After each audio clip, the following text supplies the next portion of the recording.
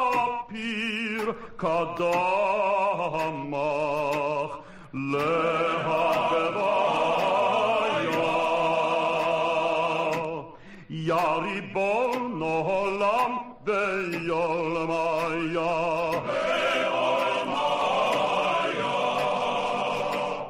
אנתו מלכה מלך מלכיה מלך מלכיה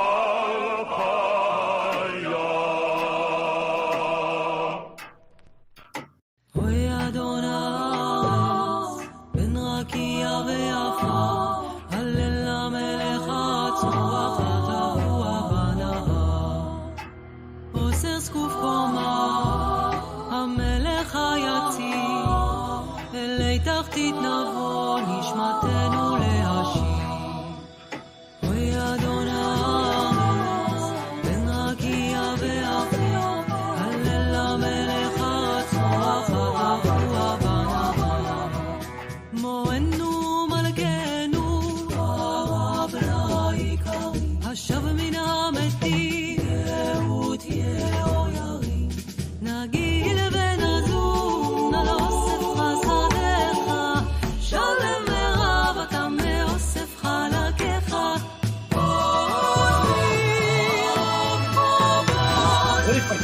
החנות ותכריחי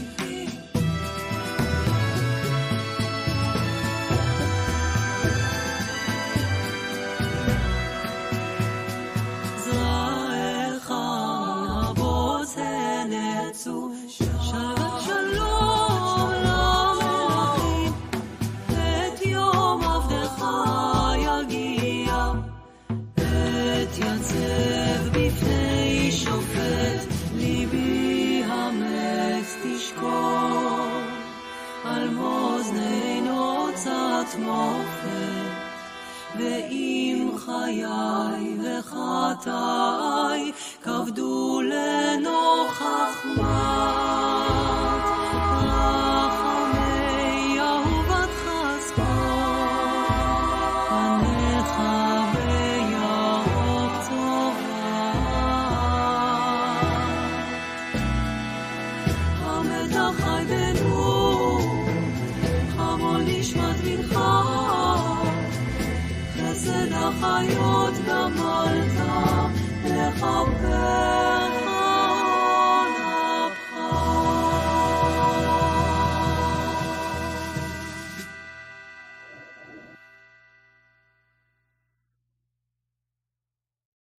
אוי אדון אדון לסבול בעל ארץ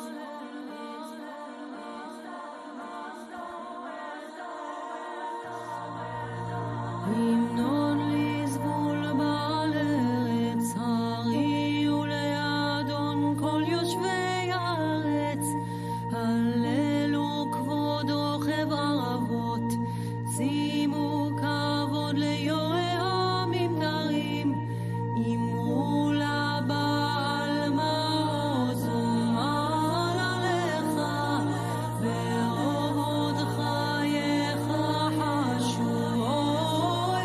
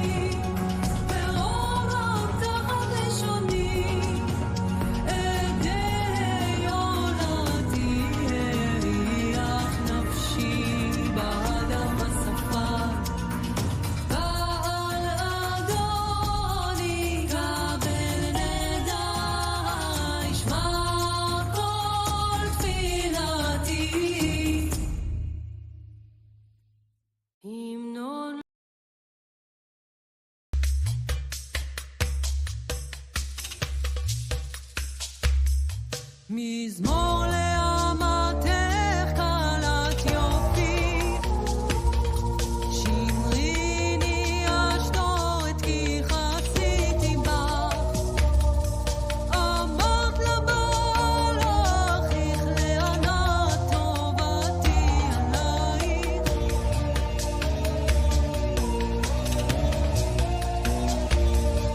בנותייך בצק תלושנה, ועץ ילקטו בנייך, יבערו אש אבותינו,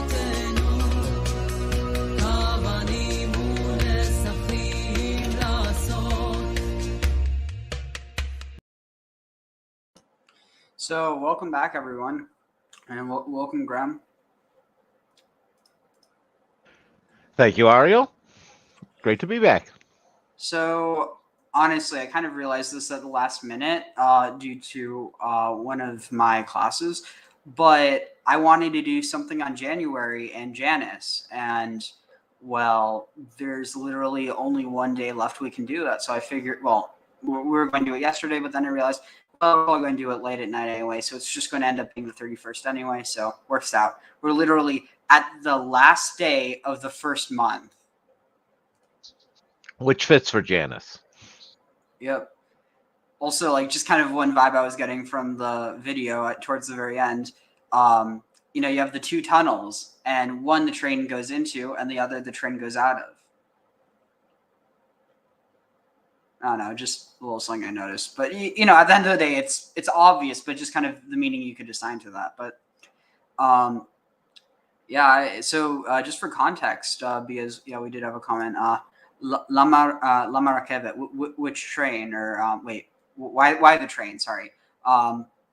So basically, the reason for the train is so that was from the Goddard Tunnel opening in, I think it was in Switzerland. Graham actually showed this to me today.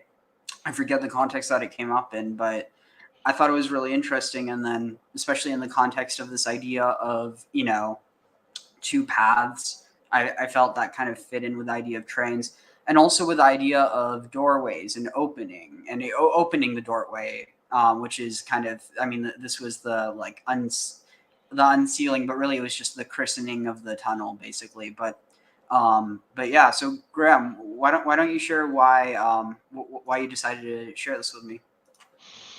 Oh no, we were talking earlier about various different occult things, and the ancient world and all that one, and that brought to mind the opening ceremonies in Janus. And again, opening ceremonies definitely ties to Janus, and like Ariel said, that was the opening to the Goddard Tunnel, which it's like over 50 kilometers long. It's like the longest, deepest tunnel, and it goes underneath the Alps.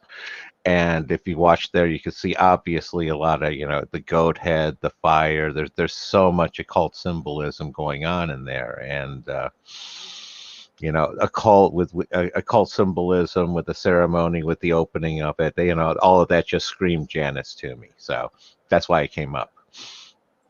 Interesting, yeah. It's, definitely the vibes I was getting. But something that I definitely think it's interesting how, I think a lot of people, given, it's not to say that, there aren't powerful people with, like selfish intentions, but at the end of the day, like, I don't know, just, I think that when people see this and immediately think, oh, evil, they're kind of like missing the point. You know what I mean? Absolutely. Well, those are people who tend to hear occult and think evil, as opposed to occult is just hidden and occluded. Yeah. Though, what is it? I'm going to see if I can find. Is this trying to find one that's unedited? That way we could comment on it. I just want to make sure it's good enough quality. Auto. Oh no, this one's not good enough quality. Mind filling there in the meantime?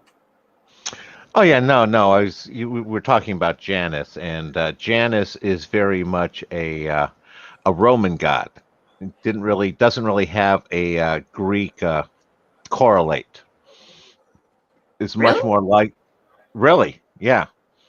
Interesting. They took the thought is that Janus is a Roman adoption of Colsons, who's an Etruscan deity,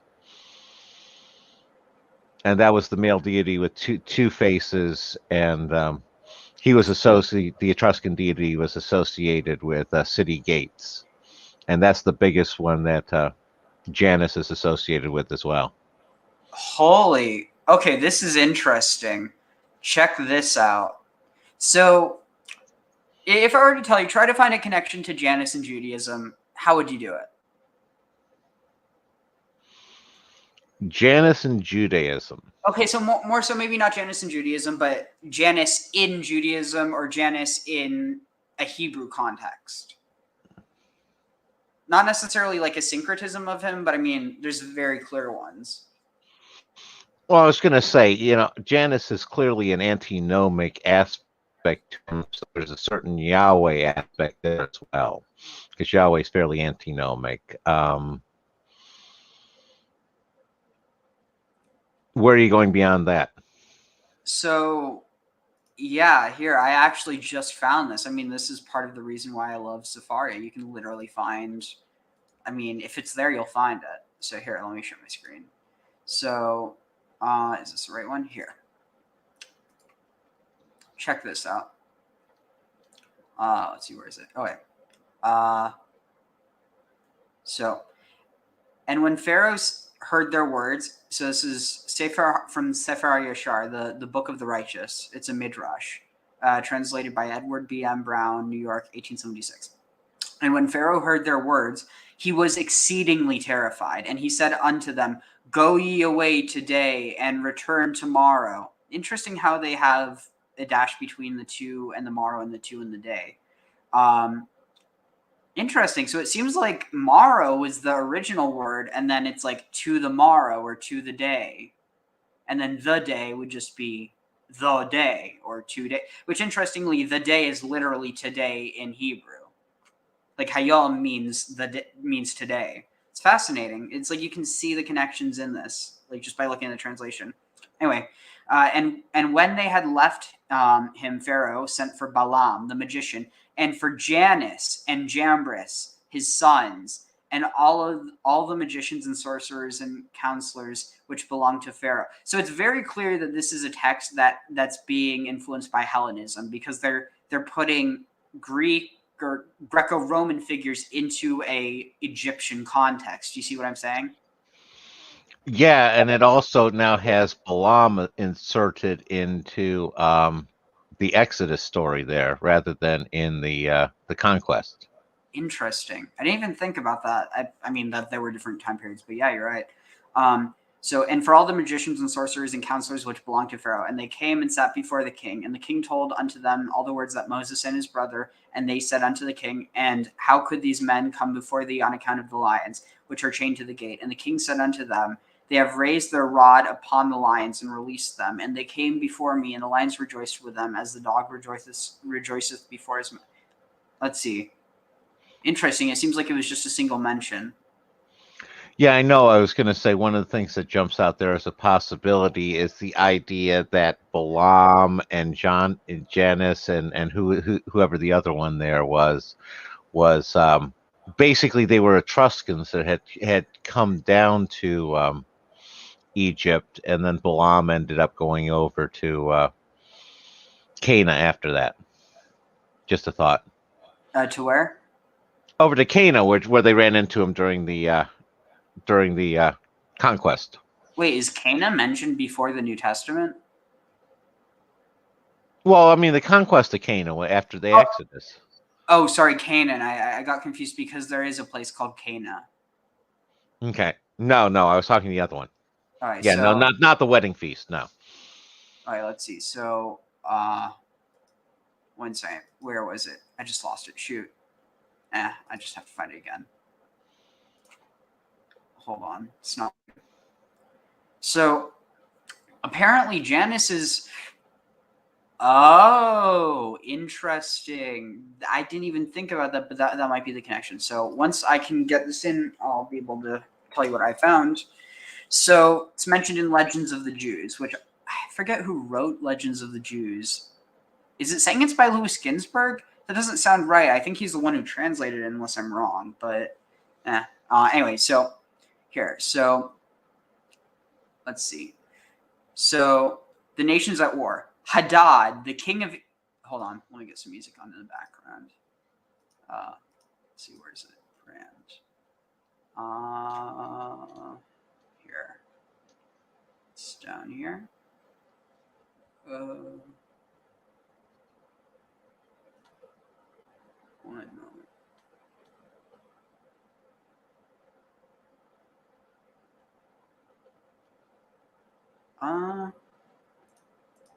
Let's see, where is it? Sorry about this. It's hard to find the track I'm looking for.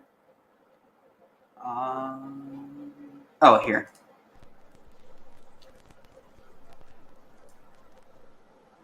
Here. Hadad. Wait, is it? Yeah, here we go. Hadad, the king of Edom, who had failed to gain fame and honor in the Egyptian campaign, was favored by fortune in another war, a war against Moab. The Moabites shrank from meeting Hadad alone, and they made an alliance with the Midianites. In the thick of the fight, the Moabites fled from the field of battle, leaving the Midianites to their fate. And these deserted allies of theirs were cut down to a man by Hadad and his Edomites. The Moabites saved their skins and suffered only the inconvenience of having to pay tribute. To avenge the faithlessness practiced against them, the Midianites, supported by their kinsmen, the sons of Keturah, who is she was one of the, in the Jewish tradition, she married Abraham after Hagar was sent away. The sons of Keturah gathered a mighty army and attacked them. Yeah, song's way too peaceful for this. Let's see, where is it? And then I'll just clip out the part before, because I will probably make a little clip of this. So, the nations at war. Hadad, the king of Edom, who had failed to gain fame and honor in the Egyptian campaign, was favored by fortune in another war, a war against Moab.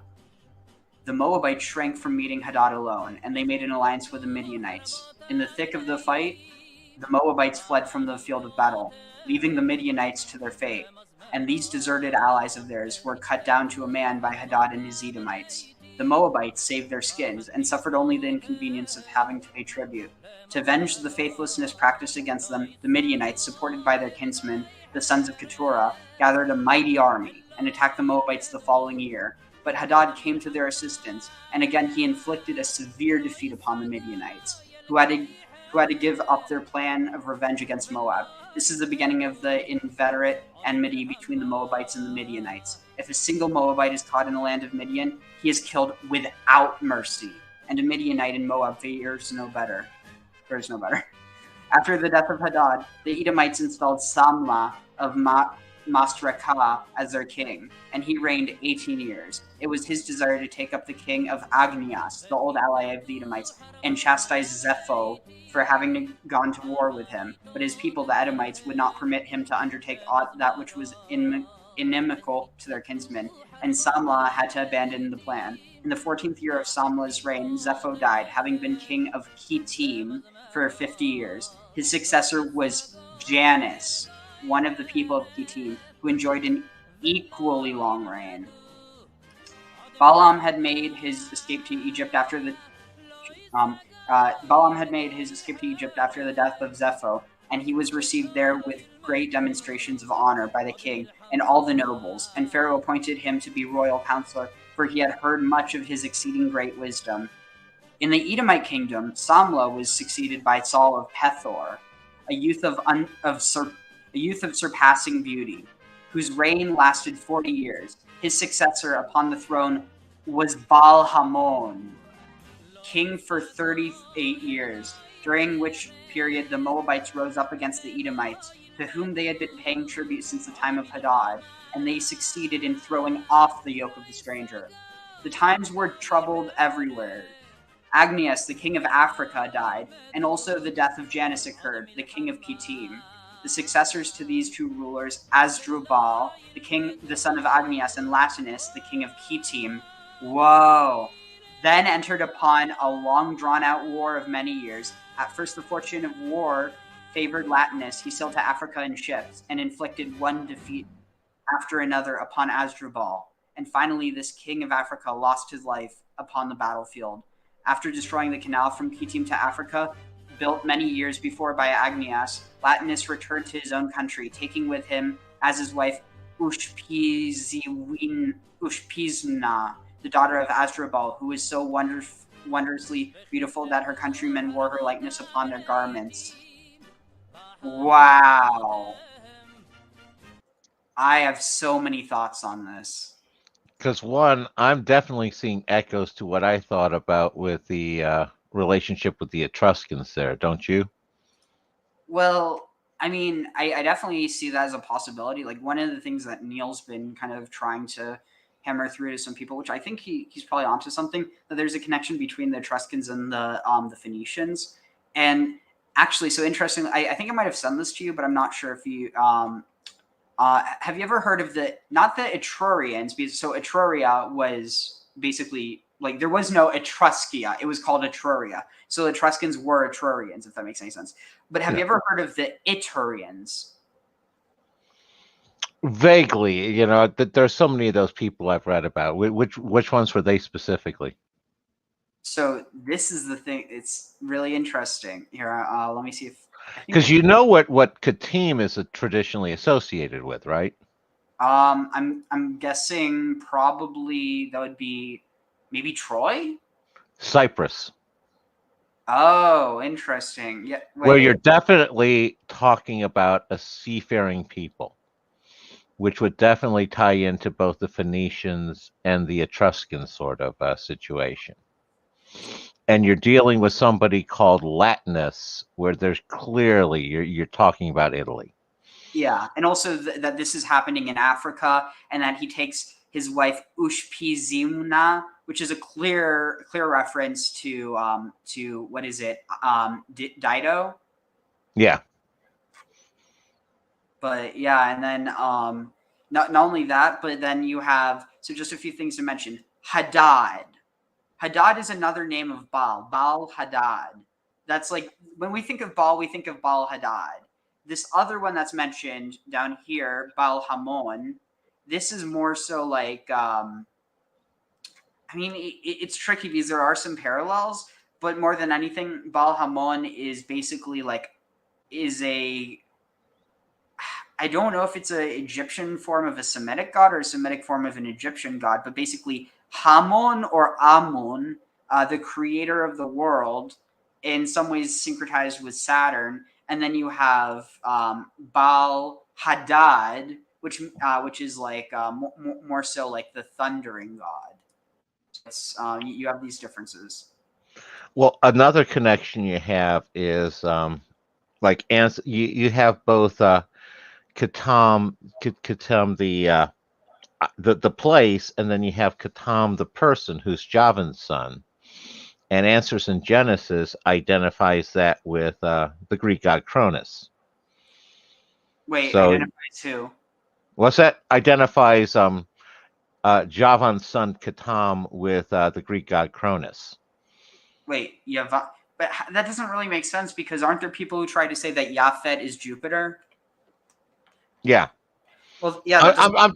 I'm just reading off what Answers in Genesis has.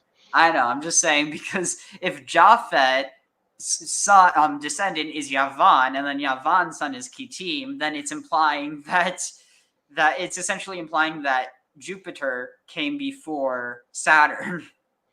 Yeah, it was like that video I showed you where all of Hebrew history happened in Egypt, and they had Moses being Ramesses II, and then they had somebody later on being Cheops, and it's like, wait a second, that was 1,000 years early. It's like that's nothing compared to the theory. I mean, and by theory I mean complete BS. There's no validity to it that I've heard, but basically this idea that the Bible actually happened in the Americas, not like what the LDS Church says. I'm literally saying they believe the Bible happened in America, not that the people who were in the Bible went to America. literally they think that the Bible happened in America. They think that Jerusalem is in Dallas. They think that that Phoenicia is, I think, California. How did they explain everybody getting confused at one point in time and switching? Maybe the Tower of Babel. I don't know. It's not consistent. I mean, you're asking for consistency from people who don't live in reality. So at the end of the day, not going to get very far. Anyway, so one thing that I did want to bring up though. So look at this. So you have Janus, one of the people of Kittim. So this almost implies that. So let's see. So yeah, wait, where's Kittim? Wait, in the 14th year, having been king of, does it mention Kittim before? It's like it's just kind of, it's strange because it almost seems like, is it saying that the Kittim are, wait, so yeah. Kittim is a place. Oh. Cyprus was the usual, but it also tends to refer to like islands. So So this definitely has a sense of sea people sorts of setup. that's what I was thinking. And so maybe it's this idea that like these are the different people who ruled in Egypt. So even if it's not at the same time period, it's using, well, because keep in mind Pharaoh. Which Pharaoh? It doesn't say, it just says Pharaoh. Well, that's the traditional one. They're all Pharaoh. When in doubt, just refer to it as Pharaoh, and that's you have Pharaoh in the sense of the ruler of Egypt, but then you have Pharaoh like in the sense of Uncle Sam as almost like the symbol of Egypt itself. So you know what's kind of interesting? I wonder. So there's Kittim. So so Kittim. It's a plural. So I mean, just keep that in mind. That the name seems to be derived from the fact that the islands are plural.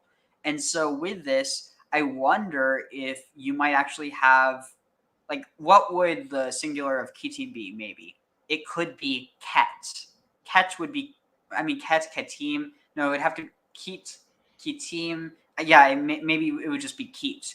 But so you have Ket, and then you have Chet. Chet is the Hittites. And we know that there's this connection between, Rome and the Hittites via Troy, at least, even if it's just a fictive connection, even though it probably is more than that. It's probably an ancestral memory. But yeah, it says he sailed to Africa in ships. It's a definite parallel. But what I think is just really interesting is the mention of Janus, how Janus is mentioned as, of all things, a magician. And when they're talking Asdrubal, they're probably actually talking about Hasdrubal, and that's coming out of Carthage. Yeah, definitely. The name sounded so familiar, but it was like, So anyway, so let's continue. So Latinus did not enjoy the fruits of his victory long. Annibal, the younger brother of Asdrubal, and his successor in the royal power, went to Kittim in ships and carried on a series of wars lasting 18 years, in the course of which he killed off 80,000 of the people of Kittim, not sparing the princes and the nobles. At the end of this protracted period, he went back to Africa and reigned over his people in quiet and peace. The Edomites, during the 40 years of the reign of Hadad, the successor of Baal-Hamon. So yeah, here it's directly saying Baal-Hamon came before Baal-Hadad. It's saying that Ammon, came before Hadad, or, Baal. So basically, in the same way that the title of, and so this is actually the interesting thing. One might be able to argue that at a certain point, El held the title of Baal. Now think about this. Jews today consider El and the Tetragrammaton, Yod He Vav He, to be the same God. And at one point, Baal and the Tetragrammaton were understood as basically, it's not as simple as to say that like the Tetragrammaton and Baal were understood as the same, but essentially not like the Jewish understanding of this, but basically the, Canaanite, like Yod He Vav He, or Yahweh, however you would say it, even though it definitely wasn't Yahweh. So that's the only reason why I even feel comfortable saying that. It's a scholarly understanding. But the point is that Yahweh and Baal were understood as being basically just two names for the same entity. at least that's one of the theories. It's also possible they were basically twins, kind of like Jacob and Esau, but that they're basically that they have differences. I mean, there's so much reconstruction. We don't really know what Yeah, the truth the is. way that I learned to keep track of that as far as with the ancient deities and that goes is in the sense of portfolios. What was underneath their power? What did they have domain over? And that's where you can find it easier to compare them and try to see parallels between cultures. Definitely. Okay, so this is interesting. Check this out. So, the Edomites during the wait, where is this? The Edomites during the 48 years of the reign of Hadad, the successor of Baal-Hamon, fared no better than the people of Kittim. Hadad's first undertaking was to reduce the Moabites again under the sovereignty of Edom.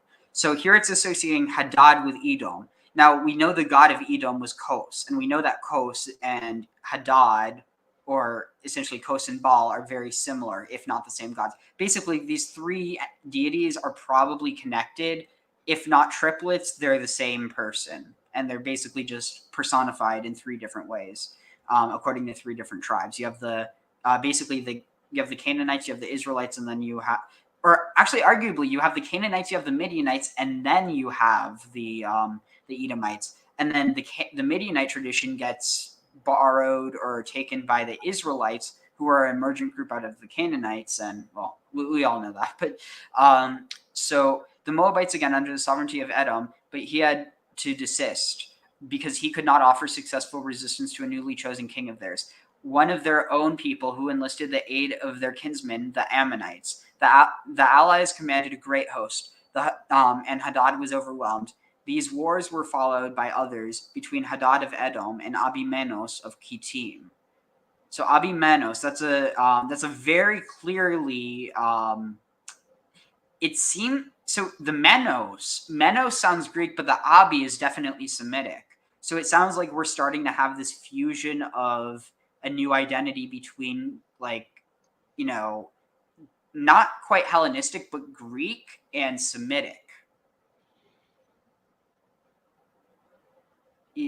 Are you picking up on that Yeah, at all?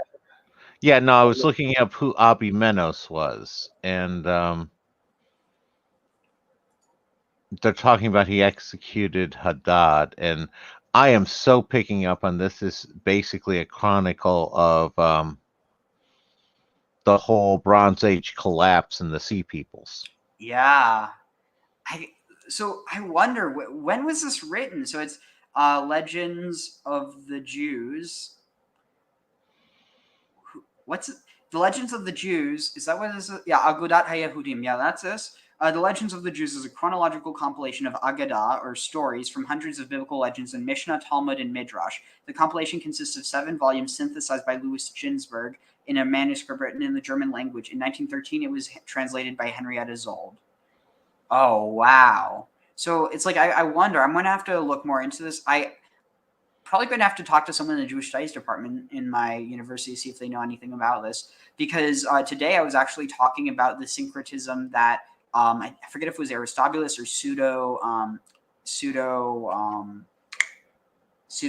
was it? I forget. I forget who I'm talking about, but basically that there was a Hellenistic Jew who wrote about Hamor, the father of Shechem, actually being Hermes, the father of Sichemius. And like you just have a lot of these traditions that were being drawn, and it's also important to remember a lot of midrash was written during the Persian and later during the Hellenistic era. So even though these are being written as anti-Hellenistic, things like trying to establish what a Jewish identity really is, it's also being influenced by Greek identity insofar as it's counter to the Greek or counter to the Hellenism. No, absolutely. No. This is fascinating in the sense of it definitely looks like a chronicle of, like I said, of a different take on the Bronze Age collapse.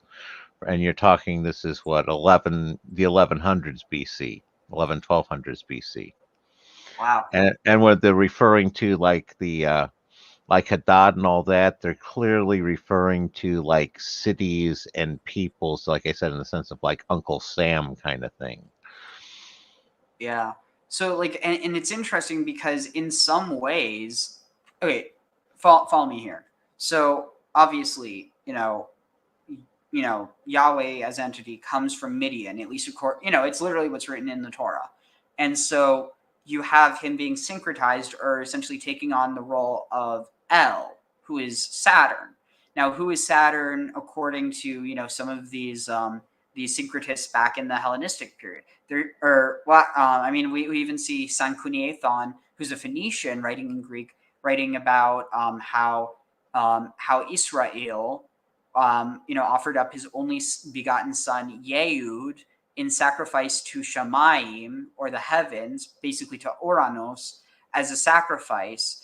And basically that Israel and his wife Anobret, it's like the story is kind of, it doesn't make a whole lot of sense because the names don't connect, but basically that he was deified into the planet Saturn by the Phoenicians. Now, this isn't the story that's in the Torah by no means, but it shows that this idea of Israel goes back more than just the Bible. And that's not to say that means that the Bible was like, I'm not saying that means that the Bible's wrong or that it's taken from something else. I'm merely saying that the Bible isn't the first mention of these people. You see what I'm saying? No, absolutely. Absolutely. No, and it's interesting to read this as sort of a part religious, part history sort of approach. Yeah, but at the end of the day, we do have to remember this is all reconstruction, and we're reconstructing a reconstruction, so it gets even less reliable. But it doesn't mean it's not fun, and it doesn't mean that it's not worth looking into and establishing a scholarly argument if there is something to be said there. But I'm not going to. Yeah. I was going to say part of it is you're trying to put something up there for other people to build off of. And the first time you do it, you're going to get some stuff wrong, but you hope you get at least enough right for them to build something worthwhile. Definitely. So it's interesting. You have this mention, and it's like right after, it's just thrown in there. It's like it seems like it's just kind of thrown in there, and it's definitely something that we should read this sometime because it doesn't seem like it's terribly long. But I do want to get a bit back on track to the idea of Janus. So. Oh, but here, I did want to show you. So the Taurians, because this might be the connection that we're looking for. At least I think this. Let's see, is this? Yeah, here. So actually, shoot, I'm not risking this. I'm smarter than this. Why was I even thinking that? Here, I'm going to see if I can find one that's very clearly not from a documentary.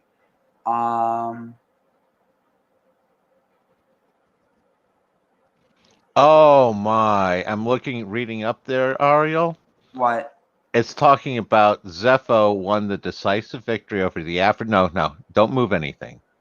Yeah. And his first undertaking was a campaign against the sons of Tubal and the islands of the sea.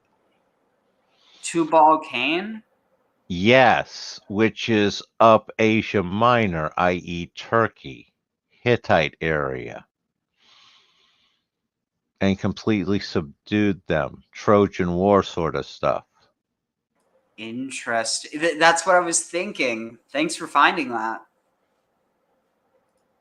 No, this is one of those where we need to sit down with a map and a chronicle and things like that and take this apart in detail and try to build correspondences as to who the people are and to just try to extract what sort of historical narrative they actually have here. That's a worthwhile project. Definitely. So, shoot, what was it we were looking for? Oh, right, the Etrurians. That was what I was trying to find. Let's see, Etrurians. So, I honestly don't know. It sounds familiar, and I know better than to connect, false friends just because they sound similar. But it is just kind of, I don't know. Well, it's here. not. My opinion is it's not wrong to make the natural connection. Just be willing to back away from it if it's not supported. 100.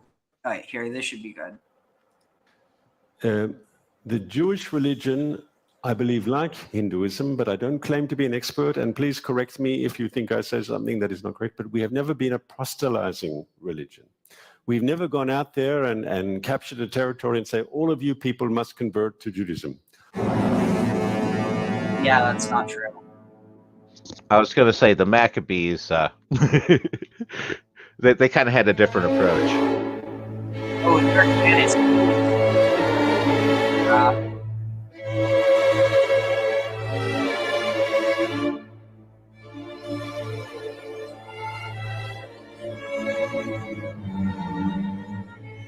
So here you have this absorption of the Edomites.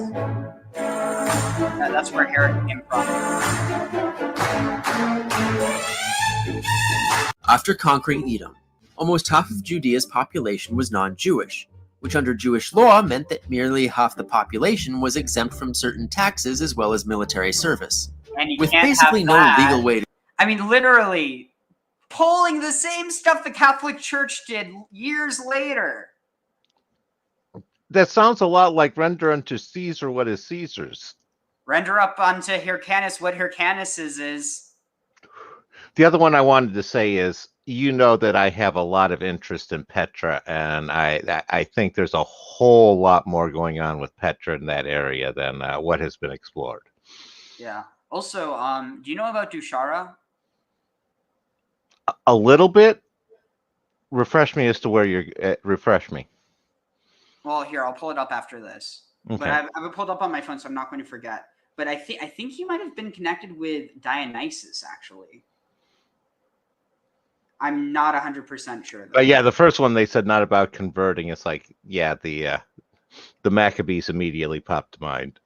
I mean, to be fair, Judaism, like, as opposed to, like, really, like, Judaism as we know it, I think you could, Rabbinical Judaism is not. I think we'll be safe saying that. Well, yeah, but I was trying to say that this didn't happen during a time you have any form of, like, what we understand as Judaism, but that's not true because this happened around, like, this would have been during the beginning of the writing of the Mishnah, or actually, I'm really rusty on the exact dates, but basically the point is that this is happening right along the times when the rabbis are starting to write the Talmud, and they're rejecting what the Maccabees did, primarily because they used war in order to get their goal. But more than anything, it's because of the fact that they ended up becoming Hellenists. Definitely. So it's like, it kind of makes you wonder, would things have been different if they didn't become Hellenists and they didn't do all this stuff? Like if they would have still been, domineering, would have the rabbis liked them? Like, if they would have been able to conquer back the land, but they just didn't happen to Hellenize? Like, it makes you wonder, because at the end of the day, it's all about this politics of power, and all too often people will be fine as long as they feel that it's fine for them. And I mean, this is universal to humanity. There's another thought, is how much of the condemnation of the Maccabees by the rabbis came after the Maccabees had fallen out of power.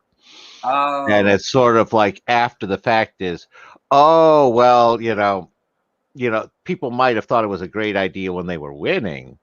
But when it turns out that was a false win and an Indian summer, and they ended up losing everything afterwards, it's like, oh, see, that was a bad thing now. Mm-hmm. What's that term? What, Indian summer? Yeah. That's from the Midwest. What happens is there's usually, like, in October, late September, early October, after fall sets in, you'll get a really warm patch where you'll get temperatures up around in the mid 70s to 80. It'll be like summer, but in the middle of fall. And it's basically it's related to the idea of Thanksgiving and the fall leaves and everything, and it was associated with the idea of that's the last warm patch of the year before winter hits. So basically just another example of just throwing the word Indian before something because it's associated vaguely with the tradition of, or not even with the tradition, but with the American tradition of even thinking about indigenous peoples. Well, Indian wasn't considered necessarily an insult then. It was it was just a Native American. It's like Indian corn for the multicolored corn. That's not demeaning to either the Indians or the corn. It was just an association. Well, yeah, I guess all I'm trying to say is it's like it's drawing a connection that isn't even inherent. It's kind of it would be like, for instance, someone saying that something is a Jewish food, and then it turns out it's not even a Jewish food, just because someone thinks it is, and then people start calling it that. You know what I mean? Exactly. Yeah. No. But yeah, I don't know. I just thought it was interesting. But yeah, here. To deal with this, Hyrcanus had the entire Edomite population forcibly converted to Judaism.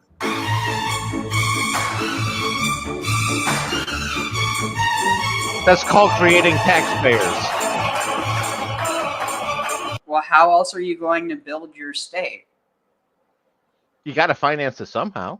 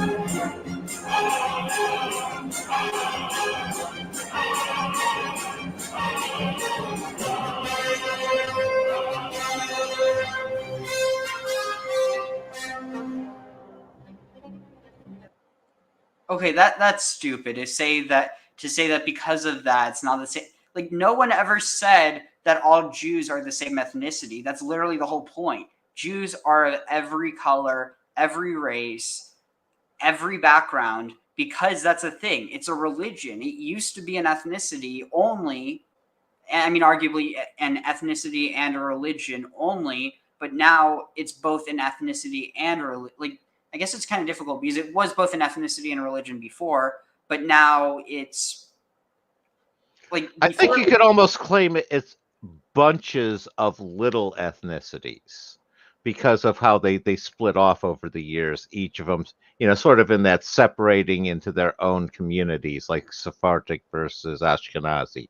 They're kind of their own ethnicities separately. Does that make sense? Definitely, but so yeah, But I mean, yeah, no. I was with him right up until the point he jumped to converting Christians. It's like, wait a second, we were barely into the 1st century BC. Christians they're a good 100 years plus in the future, and he put the car in the lake for me at that point in time. And like you were saying, Ariel, it's one of the big things is Jews are people. Most Jews are really, really great people, and there are some Jews that they're kind of awful people, but they're kind of the minority of the Jews, just like they're minority of every other group. And anybody who tries to say all Jews are like the awful ones that go around converting people or dying, those are the people with the problem, because they're tarring and feathering with such a wide brush. Tagging to you, Ariel. Sorry to rant a little. no worries. So let's see. So honestly, I'm not able to find a whole lot, but what I did find, I mean, so probably going to have some interesting thoughts on this. I know you will. I mean, I'm personally like I've heard both arguments, and I mean, honestly, I feel like at the end of the day, it's just so heated on like not to say that's like heated beyond the point of discussion, but it's like I don't know. Like I can see both sides, but I also see why there's definitely a reason why why Orthodox Muslims would want to avoid the implication of Petra having a connection because of the implication, which I don't even understand, because it's like, well, Petra was pagan. It's like, so was the Kaaba. I mean, like, regardless of where the Kaaba was, it had pagan idols in it. So, like, I don't get Well, why. are you talking about the resistance to the idea that Petra might have been the first Mecca? Yeah. The reason for that is basically the way the Assalamu Quran's alaikum. written and what they call the standard Islamic narrative, has the current Mecca was always that Mecca. And in order to sit there and acknowledge the possibility that Petra might have been the Mecca before the current Mecca, they'd have to sit there and say there's a possibility that there are flaws in the standard Islamic narrative. And now they've crossed a line that it has a lot of implications that a lot of Muslims never want to cross, and they don't want anyone else to cross. Hence Salman Rushdie. Do you think it has anything to do with the fact that if it was in Petra, then that means that the reason why it's so close to Jerusalem isn't because of Jerusalem itself? As far as the idea of Jerusalem being the early site, I think the reason why the original reason why not Petra was a combo of the wars between the caliphates when they were switching from Damascus, and when it was the Damascus Persia sort of going against each other, and Petra was sort of had lost out there, and part of that I think was because of all the earthquakes that were happening right around that time, because they had some earthquakes that really basically disabled a lot of the water system in Petra, and and they basically had to more or less abandon the city as a capital regardless. Yeah, I mean, it's definitely something that I feel like if people like maybe because at the end of the day, I don't have a vested interest in either side, though I do think that there should be more discussion of Petra just in general. And then if there is anything there, it's like that would come to light. But I just so Amethyst says that yes, that Mecca was the Mecca. Because the Hijra was from Mecca to Medina, not from Petra to Medina, Yathrib. And I mean, I do have to admit that does make sense because the journey would be long. But I mean, so here, let's get into this video because I'm sure everyone. No. That's we're going so far away from Jonas at that point. So yeah. But so this the reason I pulled this up is because the connection to Dushara. Another argument provided by Dan Gibson to prove that Islam started in Petra was the location of Dushara, the god of the Nabateans. And in his argument, Dan relied on the story of Prophet Muhammad's companion, whose name was At-Tufail ibn Amr ad-Dawsi. Let's go and watch. Petra also has many temples. Over here is what is known today as the Temple of the Winged Lions, or the Temple to Al-Uzza. Behind me is what is known as Kesser al-Bint today, or the temple to the god Dushara. This short chain of mountains here was the home to the god, and here in the very heart of the mountains is the temple. Wait, Kesser al-Bin? What does that mean? Like castle of Bin of the sun? I'm so rusty on like any little bit of Arabic I do know. Maybe Amethyst can tell us what Kasar al-Bin means. To this god, El-Dushara. Now, Ibn Hisham relates to us a very interesting story. It's very early in Islamic history. Only a few people have converted to Islam at this time. One of those was a man known as Al-Tufail bin Amr of Mecca. He accepted Islam on one of his journeys, and once he returned home to Mecca, his wife also decided to accept Islam. Al-Tufail then tells his wife to go to the temple of Dushara and cleanse herself there. In the sacred area, there was a trickle of water where she could wash herself. She did this and returned home and learned about Islam. Did this story take place in Mecca, 1,000 kilometers away, where there is no temple to Dushara? Or did it take place here in Petra? If it did, then Dushara's temple is there. She would have come down to this temple, washed herself, and gone home. Is there a temple to Dushara in Mecca, in Saudi Arabia? No, there are no temples. A very short clip, but still full of lies, distortions, misrepresentation, deceptions. Let's dismantle this argument little by little. First, they claim that Al-Tufayl was from Mecca, One of those was a man known as Al-Tufail bin Amr of Mecca. which is wrong. He was not Al-Tufayl bin Amr of Mecca. He was from a tribe called Daws. Daws was a tribe which lived south of Mecca in what is known today as Baha. So the companion's name was Al-Tufayl ibn Amr al-Dawsi. The YouTube documentary called him Al-Tufayl ibn Amr of Mecca. Second, they claimed that Al-Tufayl accepted Islam in one of his journey and then he returned home to Mecca. Then his wife accepted Islam, which is again false because Al-Tufayl ibn Amr al-Dawsi accepted Islam in Mecca and then he returned home. Then his wife accepted Islam. Let's go and read the story from the same source Dan Gibson used in his documentary. And let's see if the original story agrees with Now, what Dan here's the Gibson point, claimed. Ariel. Yeah. What did what he just say there have anything to do with whether or not Petra was actually the original Mecca or not? I mean, he's like taking pot shots at something. Again, he's bringing up, as far as I can tell, very legitimate points, but it's not points that are central to Gibson's case. It's like I've read Gibson's case, and to me, the biggest one he has is geography, where he sits there and he basically traces the direction of the kibbas based off of how old they are. And with the earliest ones, and again, it's a question of what you find is the better fit. And So have you seen that for yourself?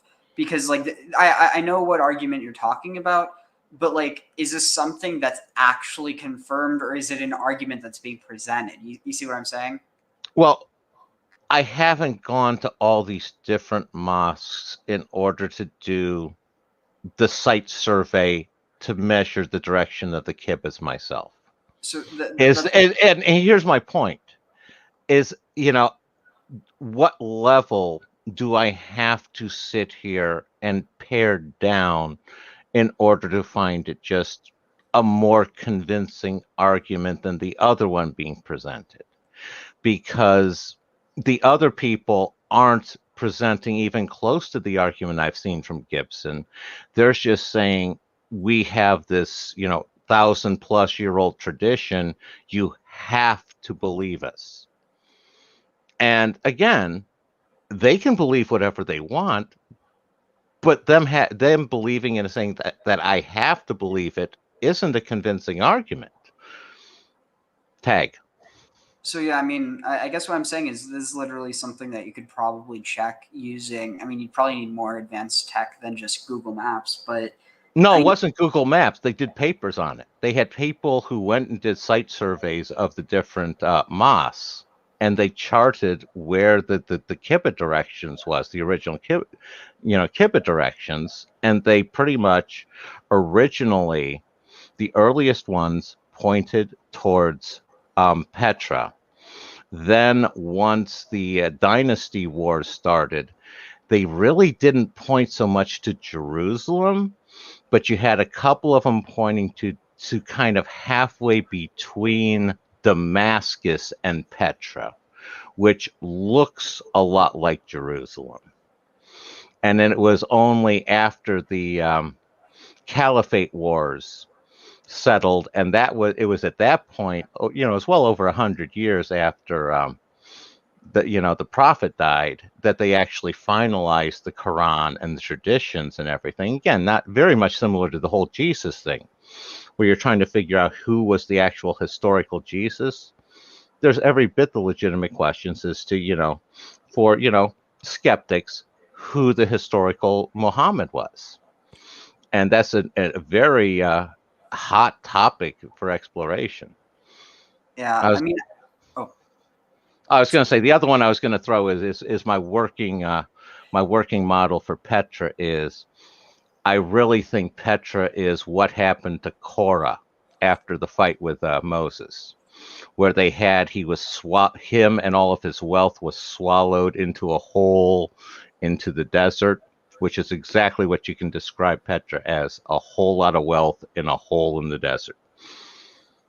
Maybe, but I mean, again, it's Like I said, it's a working theory.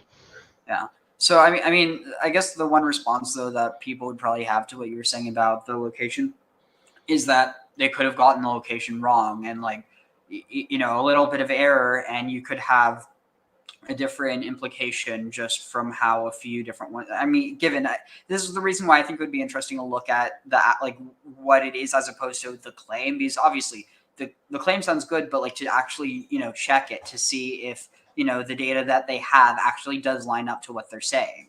Yeah, no, and you're saying exactly what I do is I sit here and I go with a best fit. It's a abductive logic as Peirce developed in the 1800s, where you get deductive, inductive, and then abductive logic, and it basically produces as a probabilistic best fit. And that's what I go with the understanding of, hey, I get more data all the time, and once I get enough data and it points to a better fit, I just switch. It's really easy for me, and I don't get overly attached to anything unless it has a high probability or I have some sort of like indisputable mathematical proof. Otherwise, it's all a question of probability that I'm willing to switch off of if somebody gives me the proper data to do so. Mhm. This is from Sirat Ibn Hisham. If you read from the fourth line from the top, it says that At-Tufail used to say that he came to Mecca when the apostle was there, and some of the Quraysh immediately came up to him. So At-Tufail came to Mecca as a visitor. Let's carry on.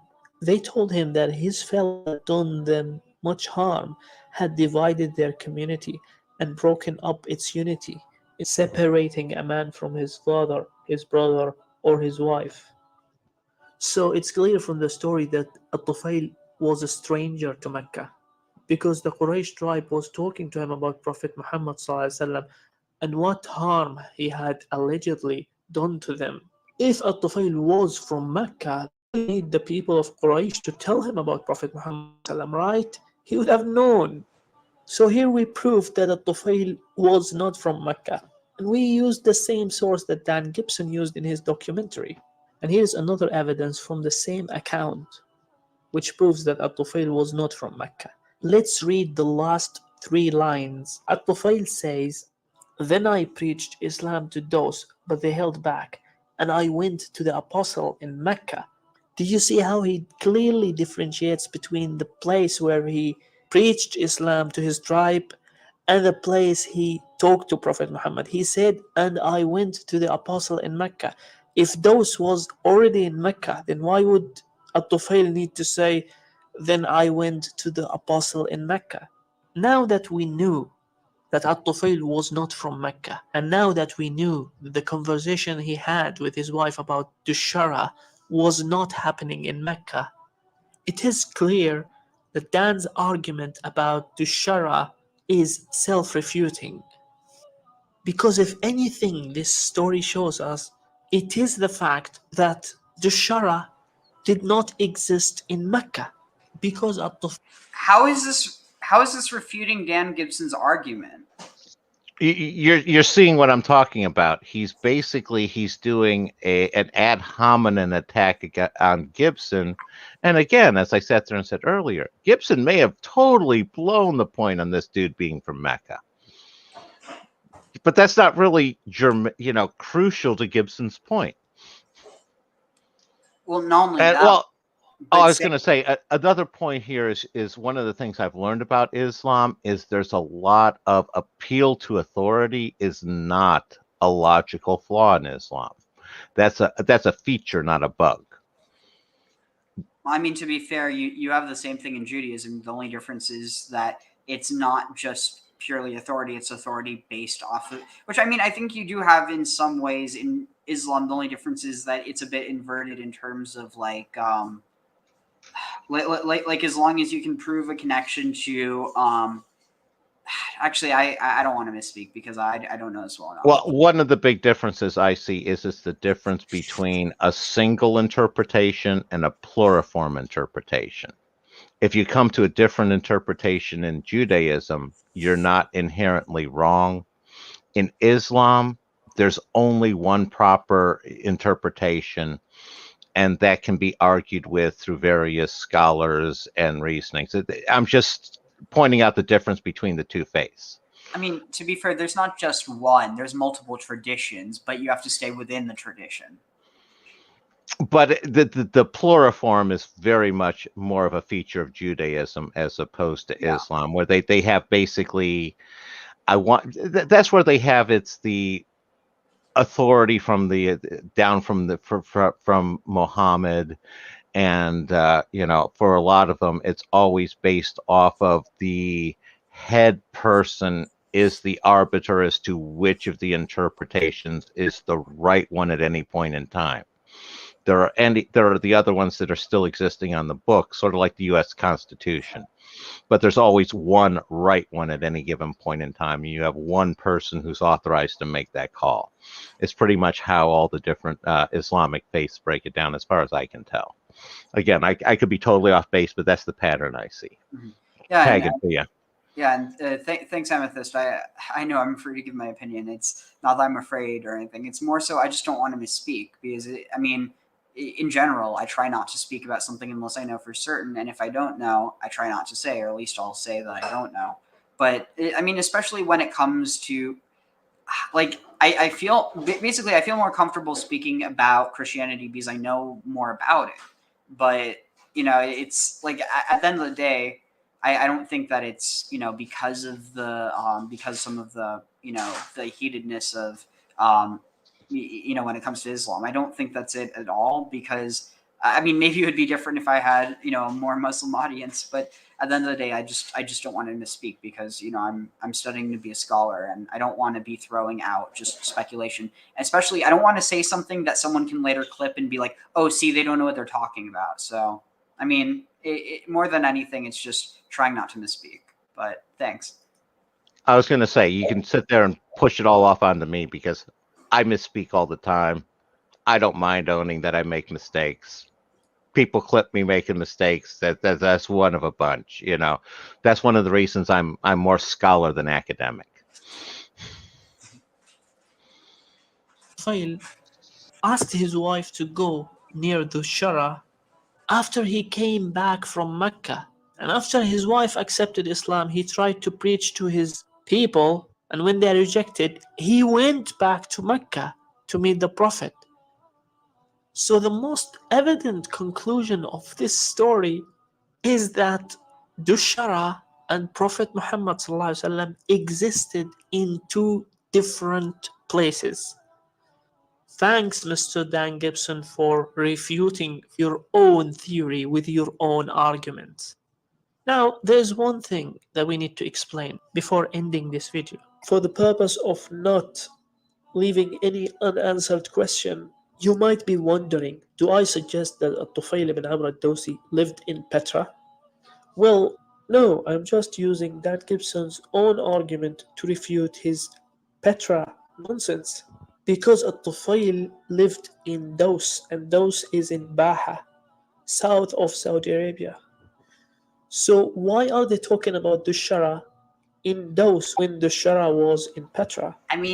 Simple. To be fair, it would make more sense for him to be foreign to Petra than to be foreign to Mecca. Because, he could be foreign to Mecca, but if he's from Daws, and that's much closer to Mecca, it seems like he would be much more familiar with Mecca than he would with Petra. But again, if you're not comparing the two, it's hard to really establish that it says one versus the other.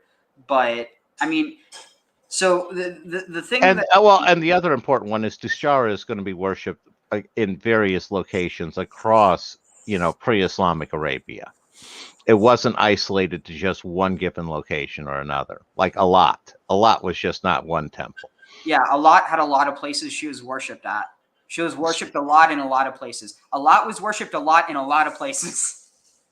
And same thing with Dushara, and that's where he's, playing a little fast and loose with traditions. Is Dushara could have been in Petra, could have been in the current Mecca, and that's where part of the problem that the refutation is.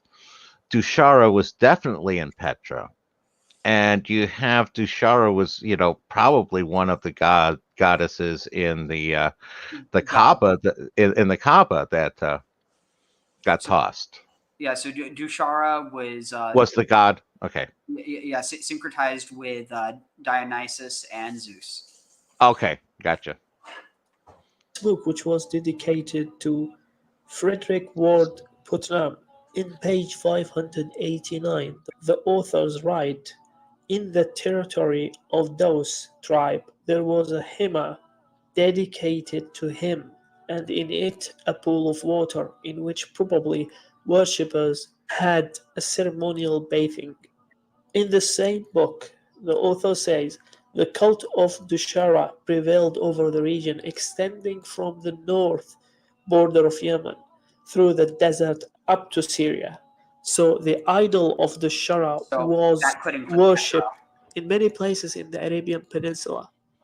If a Yeah, tribe from his South own thing there Arabia kind of wanted to undermined himself worship too. Dushara, they wouldn't have to travel all the way to Petra in order to worship it. Each tribe, each city will have their own place of worships.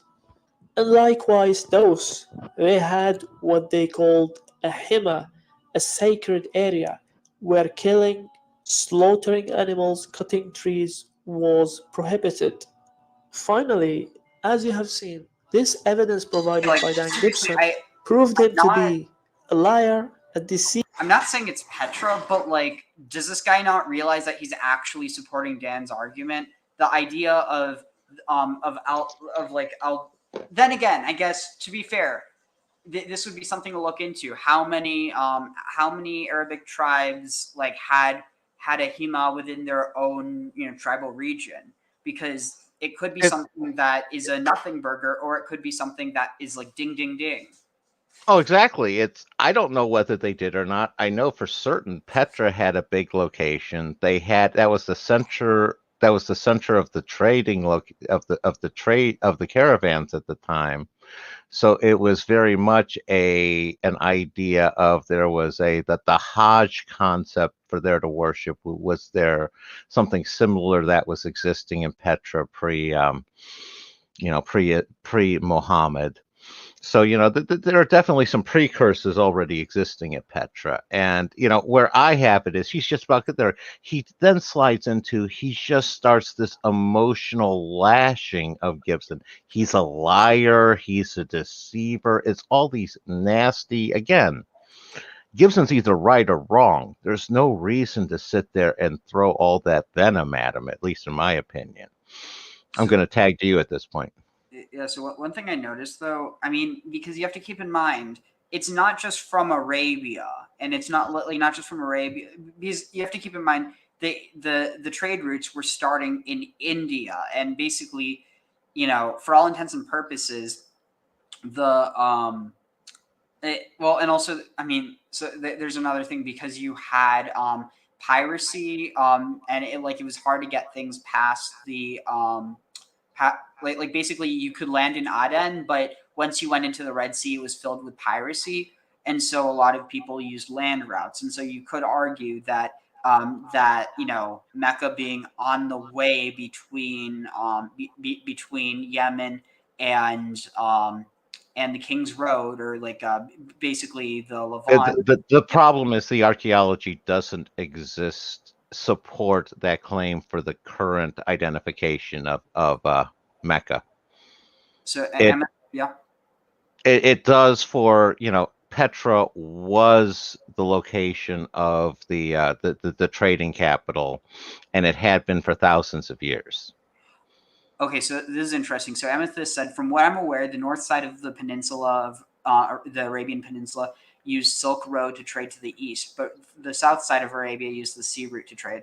So maybe I am misspeaking that that they did use the Red Sea. Probably. I mean, so I would. The problem with that one is the Silk Road runs further north.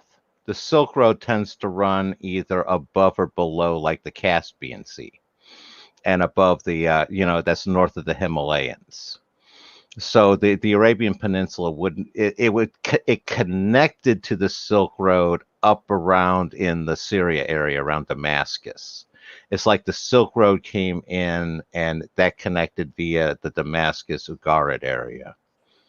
So Amethyst said, I know this because my country itself is the main port between Western and Eastern Sea route, the Malacca port. Wait, Malacca. He's talking about the sea route in between Arabia and India, and no, they're definitely true there, and that was where the trading went there, because you were talking about the Red Sea pirates, and those would not impact the trade route from India to the Arabian Peninsula. Yeah, the other thing that I was going to say though, so if we open Google Maps, because you have to keep in mind that North Arabia did have a connection to the Silk Road via here. One second. North Arabia has almost nothing, because it's sort of like that was one of the problems back in the ancient days, is you really couldn't go across from Babylon to basically Petra very well. You had to go, in a lot of ways, the easiest way was up the rivers over to the Mediterranean and down south again. There was a corridor in between North Arabia and Iraq. But it wasn't good for mass travel. There were some traders who would take it, but for mass travel, you couldn't take an army or anything across that. Which is maybe precisely why it was so useful for trade, because it wasn't easy to ambush. Or, well, actually, I guess you could argue that would make it easy. Well, and that was exactly why Petra was so strong. Is Petra was basically impenetrable. Is you had armies where if you tried to attack them, you couldn't take them out. They could basically, they knew where all the water was. You couldn't have any resources. Your supply chains were bad. And no, they had the stories about Petra are very fascinating. Wait, you're saying that Malacca, but here it's saying Malacca is all the way in Malaysia. Are you from Malaysia, or am I way off here? Anyway, we should probably get back on track. So, but no, the old trading and the trading ones, because you get much into you get into the Rodenites once you get into the Islamic era, and you get into and they are a fascinating group. Yeah. Fever and exposed the ignorance and absurdity of his claims. First of all, At-Tufail was not from Mecca. He was from Daus. Second, Okay, so he's just repeating the same things he was saying before. I'm just trying to save as much time as we can. So, here, I'm just going to throw on something about Janus. That way I have a little time to drink some water, clear my throat. Let's see.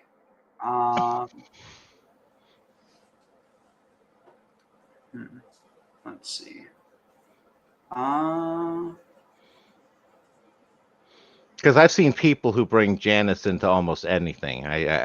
There's a guy, I forget which channel he is, but he basically he does his tracing of Janus through all parts of history, and everything's related to Janus.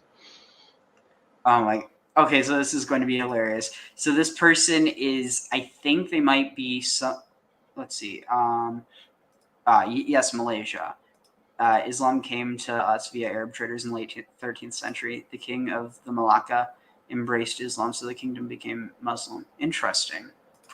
So, so this person who made this video is actually an anti-pagan. So in that context, that's why they're going to take such a strong stance against Janus. But again, we're not here to judge. We're literally just here to study the connections or the symbolism. At the end of the day, I'm not saying you should worship Janus, and I'm not saying that Janus is evil. So, it's up to you. I do reserve the right to make fun of silly things that people say on these videos, though. Really? I thought I took that away from you. Nope.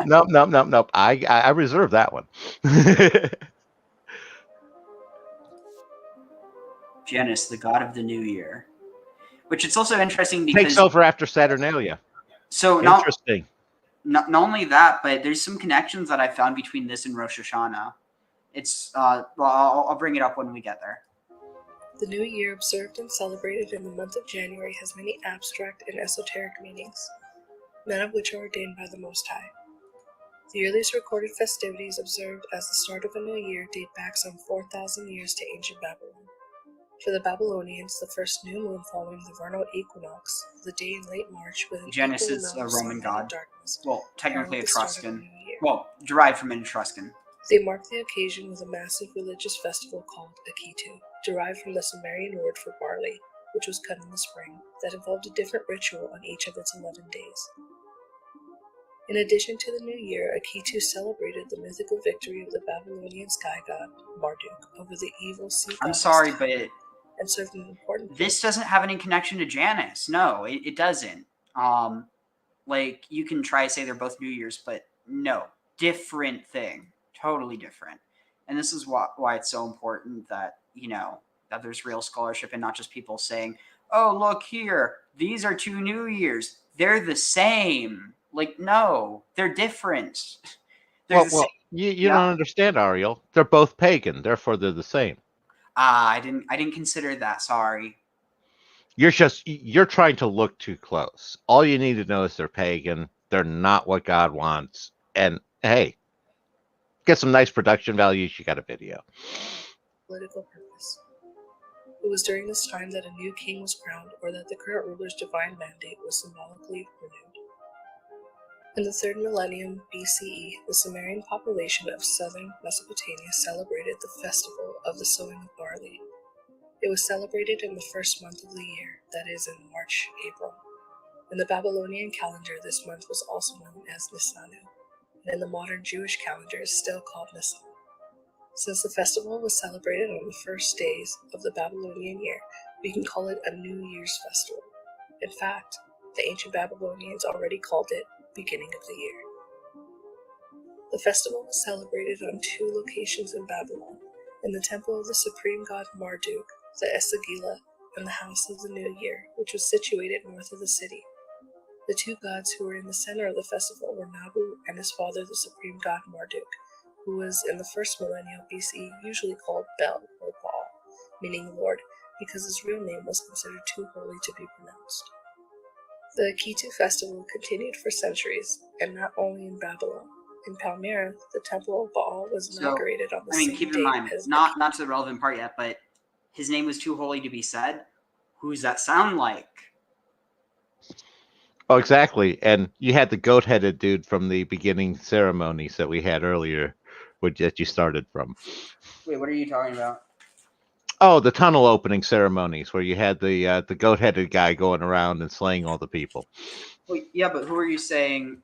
Like, what's the connection between that and? Oh, and just the video before in Baal, they had they had a picture of Baal instead of Marduk next to Nabu, just a little bit earlier in the video. Oh no, what I was saying is that Baal is also Yahweh. Oh yeah, no, absolutely, or at least some correlates to him.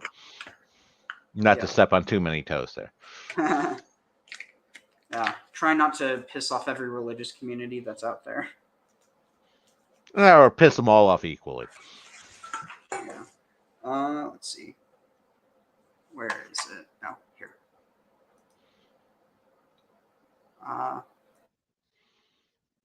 Akitu. At the beginning of the 3rd century CE, it was still celebrated in Emesa, in Syria, to honor the god Elagabal. The Roman Emperor Heliogabalus even introduced the festival in Italy. Throughout antiquity, civilizations around the world That's developed huge, by the way. increasingly sophisticated calendars, typically pinning the first day of the year. Care to expound? Elagabalus is one of those Roman emperors that he needs more examination as to what happened under him because of the religion he brought over, how he changed the situation in Rome religiously, and he brought over that black stone that, again, I'm very suspicious that that's the black stone that ended up in Mecca.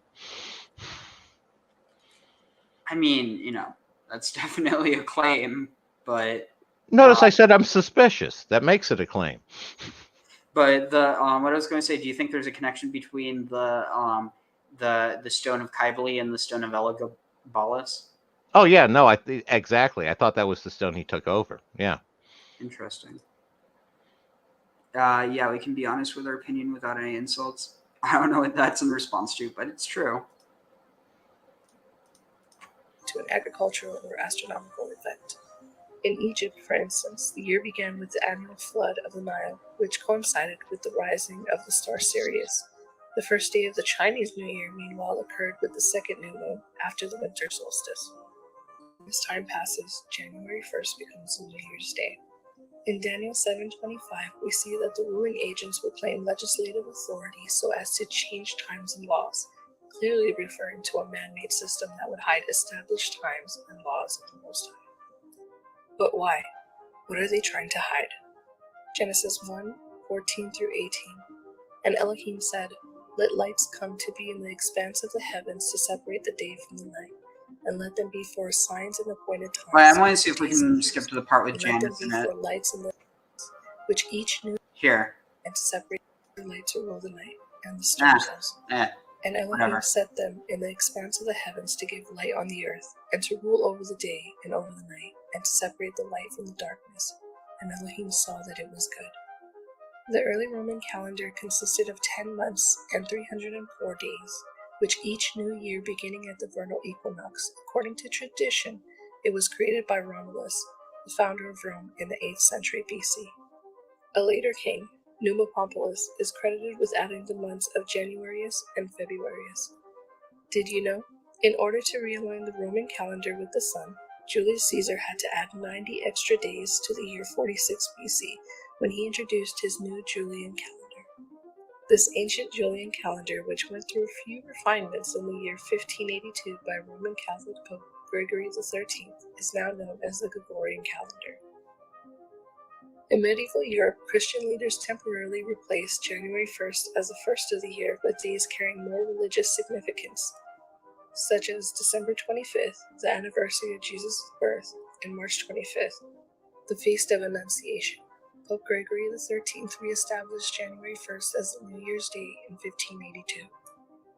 The practice of making resolutions for the new year is thought to have first caught on among the ancient Babylonians, who made promises in order to earn the favor of the gods and start the year off on the right foot. They would reportedly vow to pay off debts and return borrowed farm equipment. January 1st, however, remains from more than 2,000 years ago as the beginning of the Roman year, a creation of the Roman Empire. Janus, the Roman god of doors, gates, and transitions. The month of January is named after an ancient Roman god named Janus, who was the Roman god of doorways and archways, depicted as having two faces, as the Romans believed he looked at the future as well as the past. In Roman mythology, Janus acted as the supreme mediator between two pathways, which expressed itself in duality. Oh, wow. Janus was therefore deified That's like as this the god association of with dimensions. Asherah. Janus The was idea of known the among good the path. Romans as the initiator of human life, transformations between stages of life, and shifts from one historical era to another. According to Roman mythology, Janus was present at the beginning of the world. As the god of gates, Janus guarded the gates of heaven and held access to heaven and other gods. So I wonder if he was For referred this to as reason, Alpha and Janus was Omega. often invoked first in ancient Or- Roman religious ceremonies and during public No. sacrifices. Offerings were given to Janus before any other deity. His insignia were thus the keys which open and close the door, and the stick virga, which porters employed to drive away those who had no right to cross the threshold. His two faces, Janus bifrons, allowed him to observe both the exterior and interior of the house and the entrances and the exits of public buildings.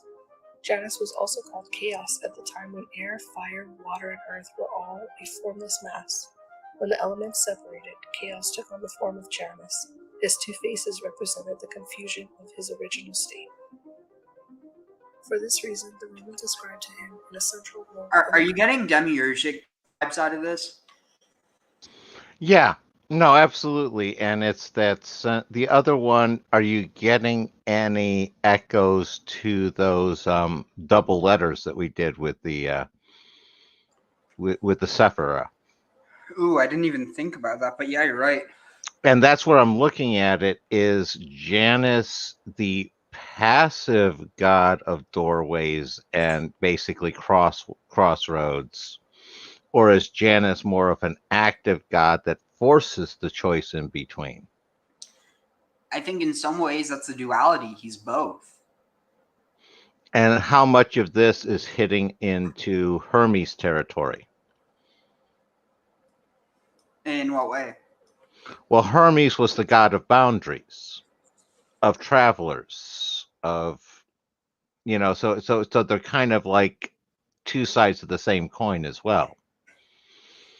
Where Janus is the god of the doorway and Hermes is the god of the traveler that goes through. So it's interesting because have you ever heard of the idea of the Book of Life? Well, which version? Are you talking about the book that everybody's name's written onto that's going to have eternal life? So yes and no. I mean, I guess you could view that there's maybe two, but I mean, so I guess here's the thing. There's two ways of looking at it. The Book of Life, so there's a Book of Life and the Book of Death. Every new year, people are either inscribed in the Book of Life or the Book of Death. So it's not this idea that being inscribed in the Book of Life means that you'll live forever. It literally just means you're going to make it to the next year. That's all it means. So if you're, and Hermes was also a messenger of God, you're right. But so something that's important to point out here, though, is that this idea of, what are we talking about? We're talking about Book of Life, Book of Death, Oh. and you were going with more of the Jewish tradition, and I was pulling from more of the, again, more of the Christian sense of the final day of judgment, Book of Life, where those are the people who's going to make it at the final day of judgment. And it's been written in since the beginning of time. Well, and before I tag out, I'm just going to add there were other ancient things like the tablets of destiny and such that are similar to that. So Tagging to you. So note what you said. The final day of judgment, not the day of judgment. So there's probably this idea of the Book of Life and then the Book of Life. Makes sense. A yearly one and then a big one at the end to sum them all up. Yeah, and I mean, I guess you could see how Christianity kind of fits into that same paradigm of, well, you have the yearly sacrifice and then you have the permanent sacrifice. And given this isn't a Jewish idea, because the idea of human sacrifice is abhorrent to Judaism, and I mean, anyone who wants to imply that that's not the case is basically arguing from the Canaanite tradition. And I mean, I don't have an issue with that, because I tend to think that's where the Israelite tradition originates from. That doesn't mean that I don't think that the Israelite tradition was more moral. I just also think that people have this hardline view of the Canaanites were evil and the Israelites were good, when in reality it's a moral revolution that took time. And at a certain point, the two people were basically indistinguishable. Yeah, and part of what you're saying is just because it's important to Judaism doesn't mean it's something that Judaism practices today or should practice. Kind of. I mean, like, given, like, for instance, this I guess the point in saying is that I do think that there were things that the Canaanites did that were abominable, but there's also things that the Israelites did that were abominable. There's things that everyone does that are abominable, but that doesn't mean that, like, because of that, that means that the Canaanites are the bad ones and the Israelites are the good ones. That's just how the narrative's written. And I tend to think that the two peoples are actually the same, and eventually you have all the Canaanites essentially becoming Israelites, whether they want to or not. Well, I think it depends on which authors you're reading. I think if you're reading the Israelite authors, you're going to read that the Canaanites are awful. And if you're reading the Canaanite authors, you're going to hear how awful the Israelites are. Yeah. So, again, it all depends on which perspective they're writing from. Another world. To them, he was Janus pattern, the father of gods. Now that we know the Interesting. So it almost seems like Janus, in a certain context, was understood because he was the god of beginnings. He literally had to be the god at the beginning. Are you getting that? Yeah, and they're very much getting that whole antinomic Alpha Omega Yahweh aspect going on here too. Fascinating. origins of these traditions? Do we continue to celebrate them? I mean, why not?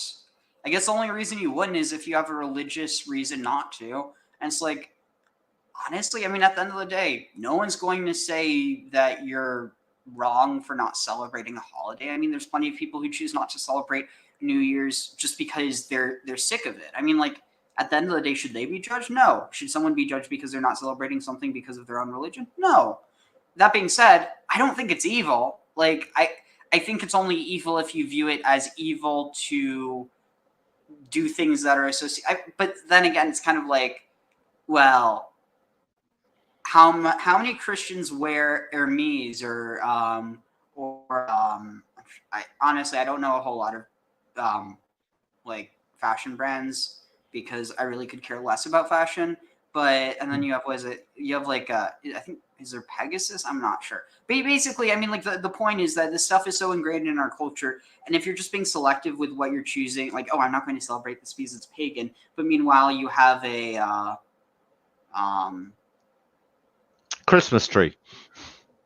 I mean, to be fair, you could argue it has an origin within an Israelite context, given that's not how it gets put into it. But okay, let's say that you shoot, what's that? Wow, this is okay. Say you have a Saturn. Say you're a Christian who drives a Saturn. Are you committing idolatry, because you are a Christian who is driving a Saturn car? I mean, like, anyone who would make that claim would frankly be ridiculous. Like, at the end of the day, if you're celebrating New Year's and you're not worshiping Janus, I'm pretty sure that Jesus knows what's in your heart. Like, I don't think Jesus is going to smite you because you celebrated New Year's Eve or because you celebrated Halloween. And frankly, like, anyone who claims that is just, I mean, frankly, that could be your religious view. I personally think it's ridiculous because it's completely ahistorical. There were harvest festivals. Also, Halloween is not about inviting in the spirits. It's literally about keeping them away. And so it just shows a lot of people who argue that, I'm keep away from that. And a lot of times it's actually just reactionary behavior. It's not actual knowledge of any prohibition against this tradition within the Christian or Jewish or various traditions. I mean, I guess in Judaism there's maybe a bit more strictness because you don't have the same syncretic tradition. I mean, arguably you do, but the rabbinic tradition tries to go against that. And so because of that, you have this absorption of other culture, but within an inherently Jewish frame. So, like, even though you have stuff that's reminiscent of other cultures, it's inherently divorced from any of the paganism that's there, if that makes any sense. Amethyst says, my country is so multicultural that we celebrate every kinds of festival, but we didn't do it out of worship, but out of friendship. And yeah, I mean, I think that's really the way that most holidays are in America, for instance.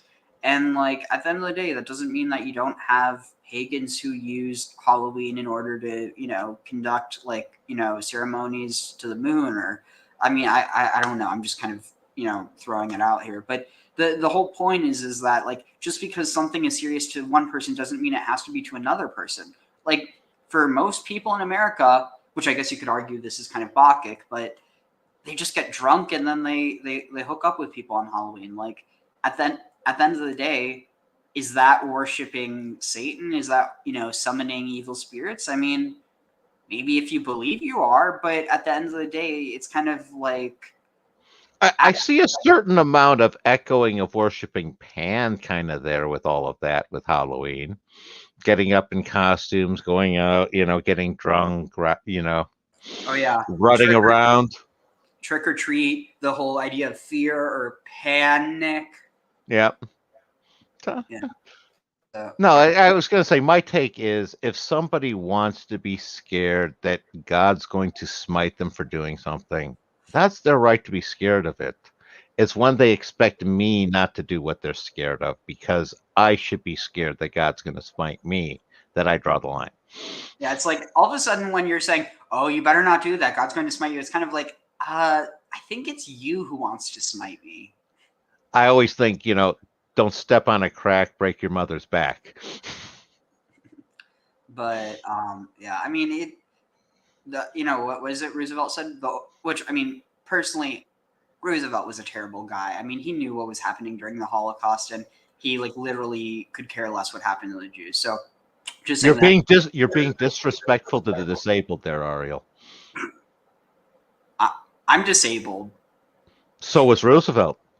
Yeah, I know. So how am I being disrespectful to the disabled? That's like calling a Jew anti-Semitic. Well, some of them are. I've heard some Jews say some Hey, awful well, things about it. yeah, but you know what I mean. It's like it's like it's ironic, but no, like I mean, I was going to say the other one is the argument of Jews are allowed to be anti-Semitic because they're part of the tribe. Just like, it's again, once you're within a group, you get to own those hateful words. yeah, I learned that from the Black community. I yeah, had it explained to me. but there's a difference between like making a joke that would be anti-Semitic if anyone else said it versus like literally. I mean, I know of I mean, there's historical people, and I know of people in my own life who are relatively anti-Semitic, and like I don't mean like, oh, they just say or joke, like straight up people who believe like horrible things about the Jewish people. And like at the end of the day, just because someone is Jewish doesn't mean that they can't be. But what I'm saying is to obviously I know you were joking about the whole thing with FDR, but like he was objectively a horrible person. Oh no, I agree with you. Most people who get to be presidents, pretty much other than Jimmy Carter for the most part, are horrible people. I know people who think he was horrible. What's that? I know people who think he was horrible. A horrible person? A horrible president, absolutely. But I don't know. How do you think Carter's a horrible person? I don't know. Maybe they were talking about president. Yeah. No. He's absolutely. I was going to say it's, part of it is, sort of Jewish jokes. It's like, is it anti-Semitic to go, what's the famous Jewish wine? I want to go to Miami. Or a Jewish dilemma, free ham. Yeah. It's. But like, see, the thing with that is it's like it's more so kind of Jewish culture than it is making fun of Jews themselves. I see the difference. It's more of a poking fun at as opposed to demeaning. Yeah. Anyway, here, let's continue with this because I want to get through a bit more stuff. Janus, the god of beginnings and endings, doorkeeper of the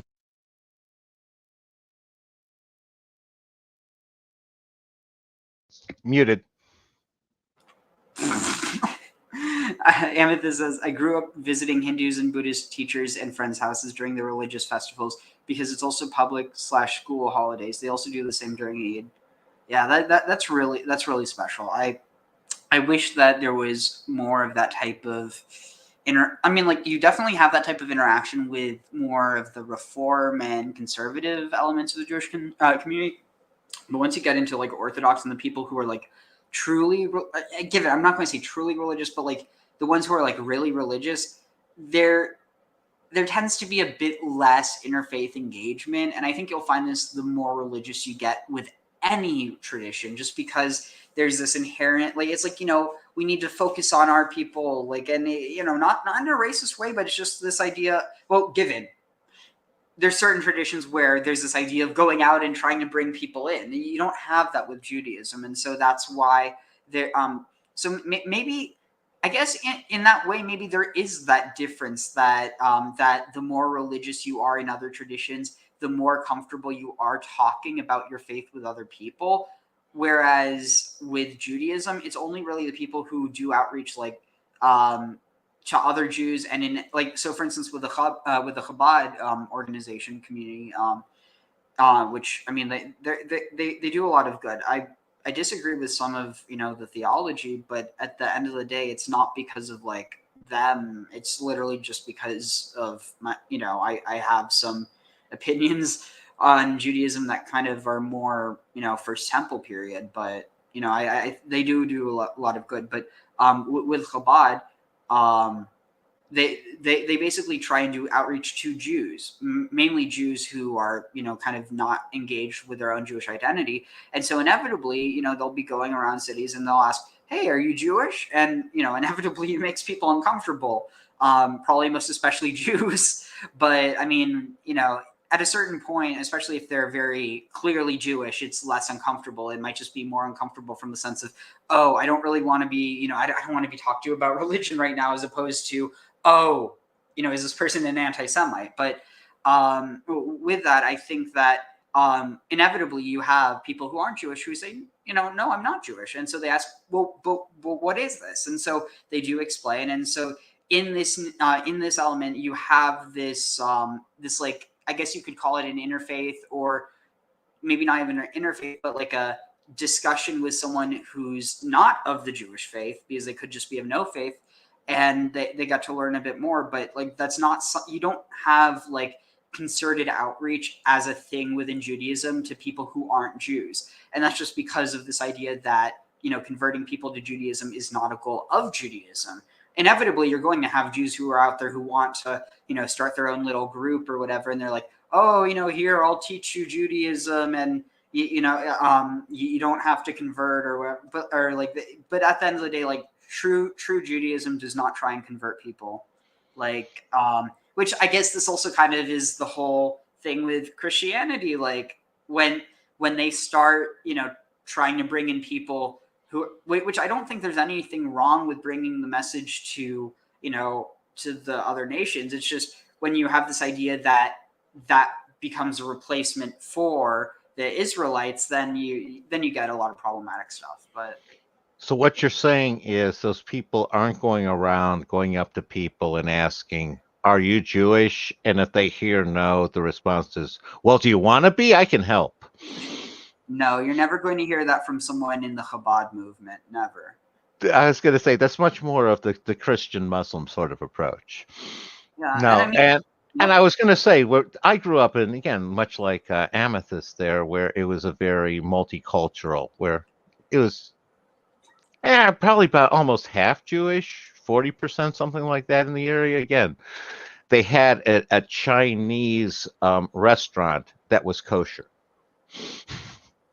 And you need to have a fair amount of established Jewish base to support, kosher restaurants of, non-Jewish ethnicities. Yeah. And I mean, at a certain point, though, it's actually, if you think about it, I mean, I guess it all depends. You have to have enough people who are actually going to go specifically for that in order to make it a worthy business opportunity. But theoretically, I mean, if you want to open a restaurant in a majority Muslim or majority Jewish area, it's kind of just smart to make it kosher, because, well, for certain if it's kosher, it's also halal. But more than that, I mean, there's always going to be a market for kosher food, because unless you're in the middle of nowhere and there's no Jews, then of course there's not going to be the market. But yeah, Amethyst said, haha, yeah, same here, halal Chinese restaurant. And they also said, I think that's why Judaism seems more mysterious to outsiders like us. I definitely can see that. It's kind of interesting, because I even have this, like, it even feels that way to me in a sense. Like, and I think at least part of that is because I didn't grow up actually understanding Hebrew inherently. I knew some Hebrew words, but it wasn't like I could actually understand it fluently. And so for me, of course, there's a lot of English resources, but in terms of like really getting the truth of what's in the religion, you have to read the original language, and you're just not going to get that from translations. And so with that, I think that maybe there's that difference, because you also have this idea that certain things are, I don't know, given I also I don't know a whole lot about Christian or Muslim study. So like how people study in those traditions. And so I don't really want to speak and, misspeak. But anyway, let's continue with this, unless you have any thoughts. The only thing I would add is some of the mystery has to do with the oral tradition that's been passed down, because there's always going to be an oral tradition that has a certain amount of mystery to it. Definitely. And most of it isn't properly or maybe not properly translated, but most of it just isn't translated because there's so much. And at the end of the day, some of it's translated, but translated into English, that's another story, because it's really only within the past 100 years that a significant amount of Jews have really lived in in English speaking countries, if that makes any sense. Because England was there were very few Jews in England up until the 18th century. And in America, you started having a lot of Jews flooding in there as a result of the Spanish Inquisition. And but really that it's much more hidden and much more also it's Spanish primarily. Spanish and Portuguese, and so don't forget Dutch in New York. There were a lot of Dutch Jews that came over to New York. Really? Well, I'm pretty sure.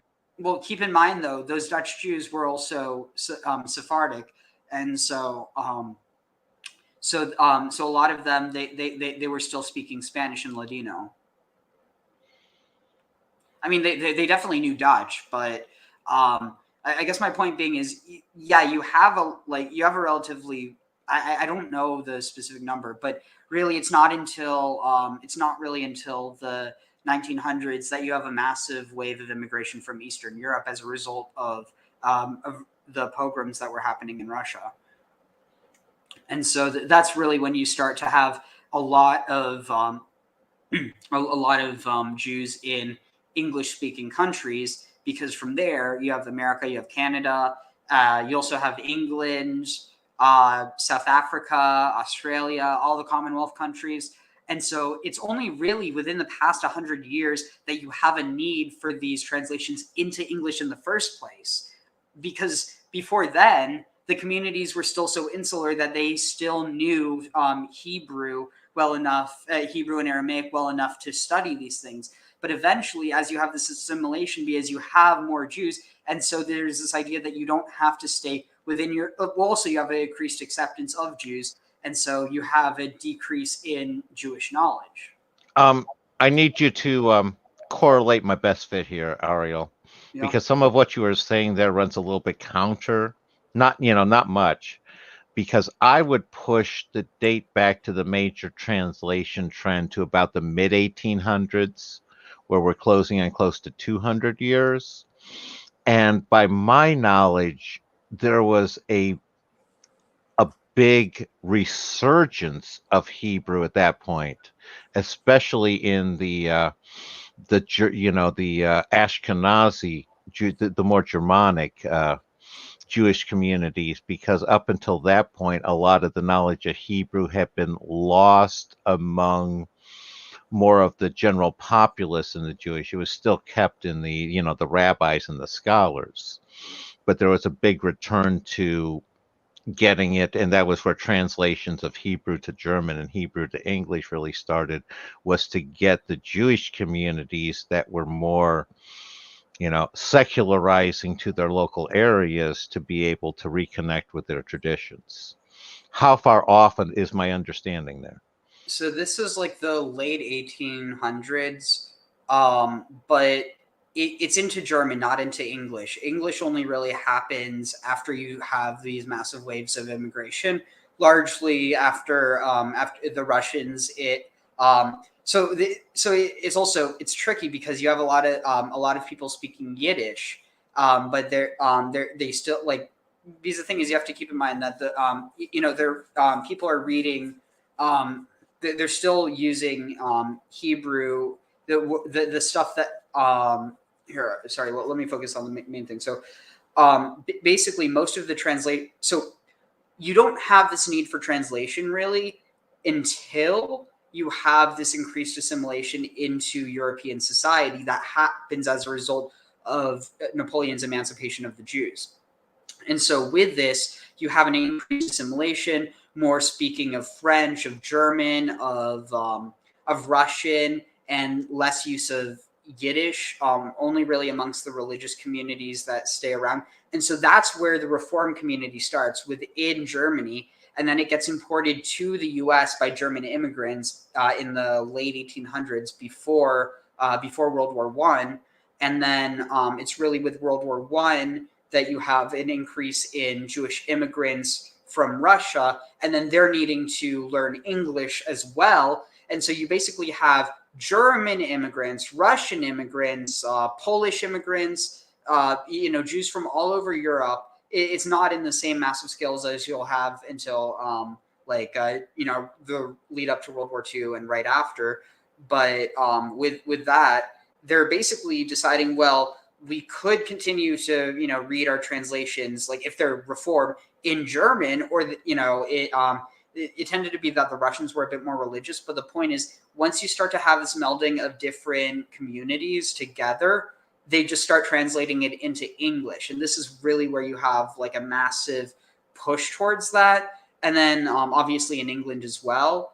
But really, there's not much of a need until you have these massive waves of immigration. And you have to keep in mind that there really are no English-speaking Jews until you have Jews that are migrating to English-speaking countries. So, like you brought up the Dutch. They didn't speak English. They spoke Dutch. Eventually, they end up speaking English because, England takes over. But it's kind of like, you see what I'm getting at? Yeah, no, you're basically saying what I said wasn't inherently incorrect. There was a lot more context. I definitely didn't have the piece about the Napoleon liberating the Jewish religion there. That one was key that I didn't have in my fit. Yeah, prior to that, Jewish communities are so insular that there's really no need for them to speak other languages unless they're, say, merchants, or they're like working for but that's the thing. Like, really, the only Jews who were working for non-Jews would have been like the court Jews, or like the court Jews, or the court rabbis, basically the people who were answering directly to the king. And I mean, for all intents and purposes, they were owned by the king of wherever they lived. And so the whole idea of the serf camerai, like servant of the king, it's really wild. But so that's the reason why Jews in some lands were forced into money lending, is because they were basically property of the king. Any response to that, or? Oh, I was just going to add, not only that, but they were banned from the trades and owning land and every other activity a Christian could do. So the only thing left was the things that were banned from Christians, which again was money lending, because usury, any sort of interest you charged people, was inherently a sin. So there was no point in ever lending money if you were a Christian. But yeah, I mean, it's definitely like it needs to be stated that in the same way that once you have Jews able to, do, for lack of a better term, any job that a non-Jew can do, as a result of Napoleon, that's the same time that you have this switching of, well, only a specialized trade or only a specialized class knows these other languages, to all of a sudden only the specialized class knows Hebrew. And so that, I mean, it's interesting. This is one of the reasons why some religious Jews like really, really don't like secularism, because they think that it's destructive to Jewish identity. I personally don't. I just think that it tends to be that the way that most people engage with secular culture is at the expense of their own Jewish identity. But it's not to say that it's inherent. Now, just to bring this full circle here, I'm hearing a lot of echoes about the complaints during the Second Temple period about Hellenizing, and that being the secularizing in the day, versus what we're talking about now happening in Germany after Napoleon lifted the barriers. Or all of a sudden, you had the people going that way, and that secularization being at the problem. So I'm definitely seeing a lot of parallels there. Tag to you on that.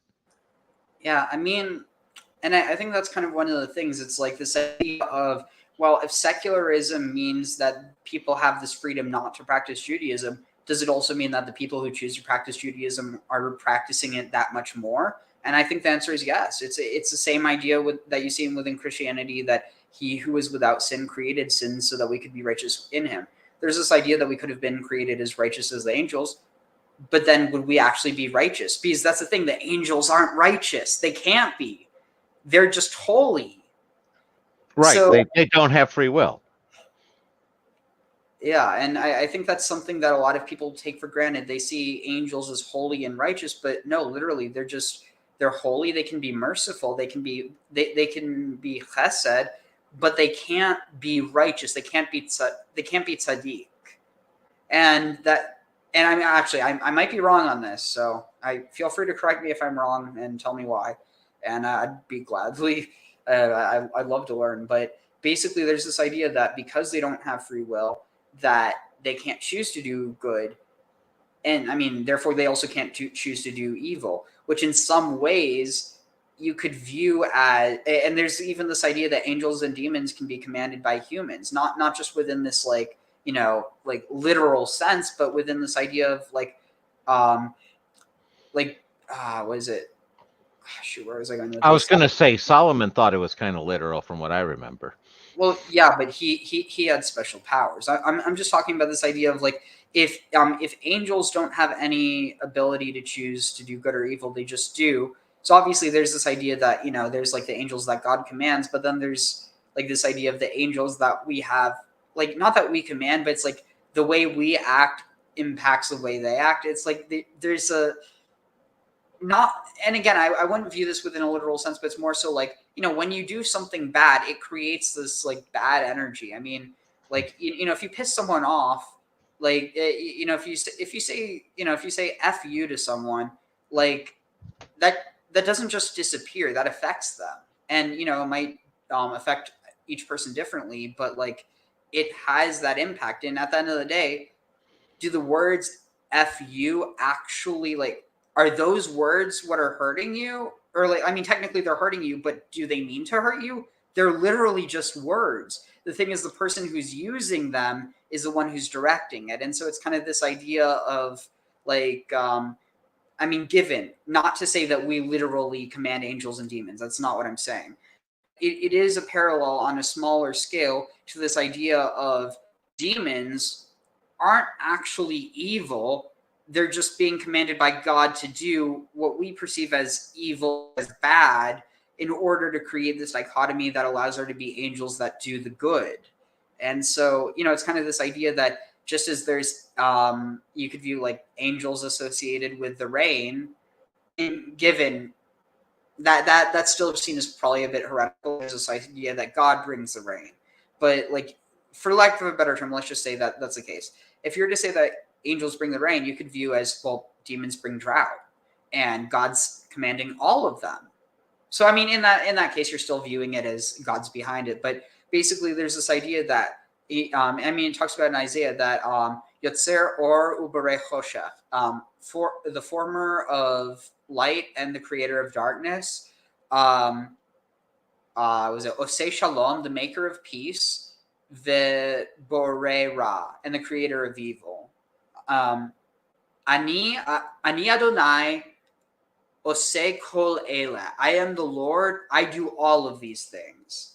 And it's saying that God is, but how do you have all these things if God is good? Well, it's this idea that, and I mean, I guess this is kind of a thought experiment. If God is all good, but he's capable of doing evil, does that also mean that he could be all evil and capable of doing good? You see what I'm saying?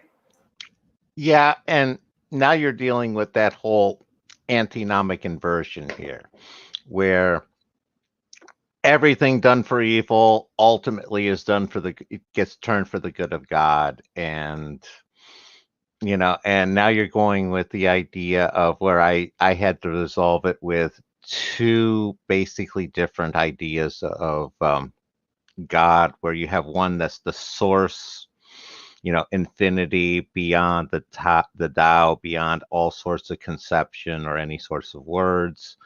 And then you have a creator that basically uses that energy emanation while to shape it with intelligence and will and such. And that's more downstream. And it's like and that's where you have the old trilemma where, omnipotence, omniscience, and omnibenevolence, you can only have 2 out of the 3. Because as soon as you have 2 of them, you can basically disprove the third from a metaphysical standpoint. You also have clear parallels to the idea of Janus and, the beginning and the end, and like in some ways the beginning, the creation, and the end, the destruction. Yeah, no, and that's the Janus. And when you're talking again with the demons and all, 2 of the things that stuck in there. The first one was the idea that if angels and demons don't have free will, how can they have a fall? Well, see, that's the thing. What does it mean by fall? I know exactly what you mean, and that's where the pluriform interpretation comes in, but the traditional one about the rebellion sort of concept. You can't rebel if you don't have free will. So I guess the implication in that is almost that, is that saying that God sent them down to do that? It's like, it's interesting. Yeah. And the other one is the idea of the summoning. And that's if people are familiar with, the whole Godic summoning with, the Keys of Solomon, the idea there is that those demons are more psychological elements that you're bringing under your own control with the names. So it's like almost in some ways you could view that our emotions in a certain way are, and given, I'm not implying directly, but in a way our emotions are to us as angels and demons are to God. We like, and because, and here's the inversion, we're not capable of truly controlling our feelings, but God is able of controlling angels and demons. No, you're definitely onto something. That's a lot of the general ideas that I can agree with. Yeah, I get that sense. So Amethyst says, yeah, we believe jinns can follow religions of the community where they're residing. Some can be Muslims, Christians, or simply God believers, but some follow Satan, and we call them demons. Interesting. We also believe Solomon, peace be upon him, can command jinn among other things, and he's the only human who was granted that miracle. I wonder if it has anything to do with the wisdom by God. Could be. I was going to say a lot of that tradition ties into the whole Tyrian connection and the whole builder mason sort of angle. That's all rolled up into that sort of complex, which is a whole bundle of worms for a different day. Definitely, yeah. So let's see. Let's continue with this. The heavens. Janus is a deity found in the religion and myth of ancient Rome. The Romans believed that Janus was the god of doors, beginnings and endings, and transitions. In accordance to the role he played, Janus is depicted as a two-faced god, Janus bifrons. Technically, so, I mean, it's kind of implicit, but technically so is the God of the Bible. Because there's this idea that Moses spoke to God face to face, but he spoke to his backside. It's not saying he spoke to his butt, it's saying he spoke to his other face. Oh, come on. The images of God mooning Moses is kind of entertaining. Yeah, but it's like it covers up so much more interesting stuff. The other one I'm picking up here, similar to what we were talking about before, is the ideas that a natural consort for Janus would be chaos, where Janus is facing that those decisions onto the unformed chaos, and that being the transition sort of concept. I don't know if there's any connection there, but it seems like that would be a natural one. Maybe it's almost like the order is the past and the chaos is the future. Well, yeah, the present emerges from the chaos based off of our choices. Yeah, and it's like that which has happened has been ordered. Exactly, and that's been, it's been decided one way or the other with Janus. Janus two-faced, one looking to the future and the other looking to the past. Occasionally, Janus was depicted as having four faces, in a form known as Janus quadrifrons, Janus four-faced. Whoa. The first month of the year, January. That almost seems like it's a reference to the Four Seasons. Well, you have the four seasons, you have the four, four directions, four, four gospels, four gospel writers. Oh, it's so funny. I forget. What is it? Was it my teacher referenced this in class today? Is it? You know the song "Turn, Turn, Turn"? Yeah, the Birds. Wait, that's by the Birds. Yeah, Wait, BYRDS. wait. What are the lyrics you're thinking of? It's one from Ecclesiastes. To everything, turn, turn. There is a season, turn, turn, turn. Yeah. So this says is a song written by Pete Seeger in 1959. The lyrics, except for the title, which is repeated throughout the song, and the final two lines consist of the first 8 verses of the 3rd chapter of the biblical book. Wow. So that's why it resonates so much. Oh, that's why he brought it up. I'm so. We were literally talking about Hellenistic Judaism today. That's why he brought it up. So yeah, but No, I know that was a song, a Vietnam, basically Vietnam protest song that was popular when I want to say when I was in kindergarten, 69. Oh wow. 68, 69. But yeah, you're right. I'm old. Remember, Ariel, I'm old. You're right though. It's the Birds. I just didn't show it on where I was looking for, but yeah. So the lyrics are taken almost verbatim from the Book of Ecclesiastes, as found in the King James Version 1611 of the Bible.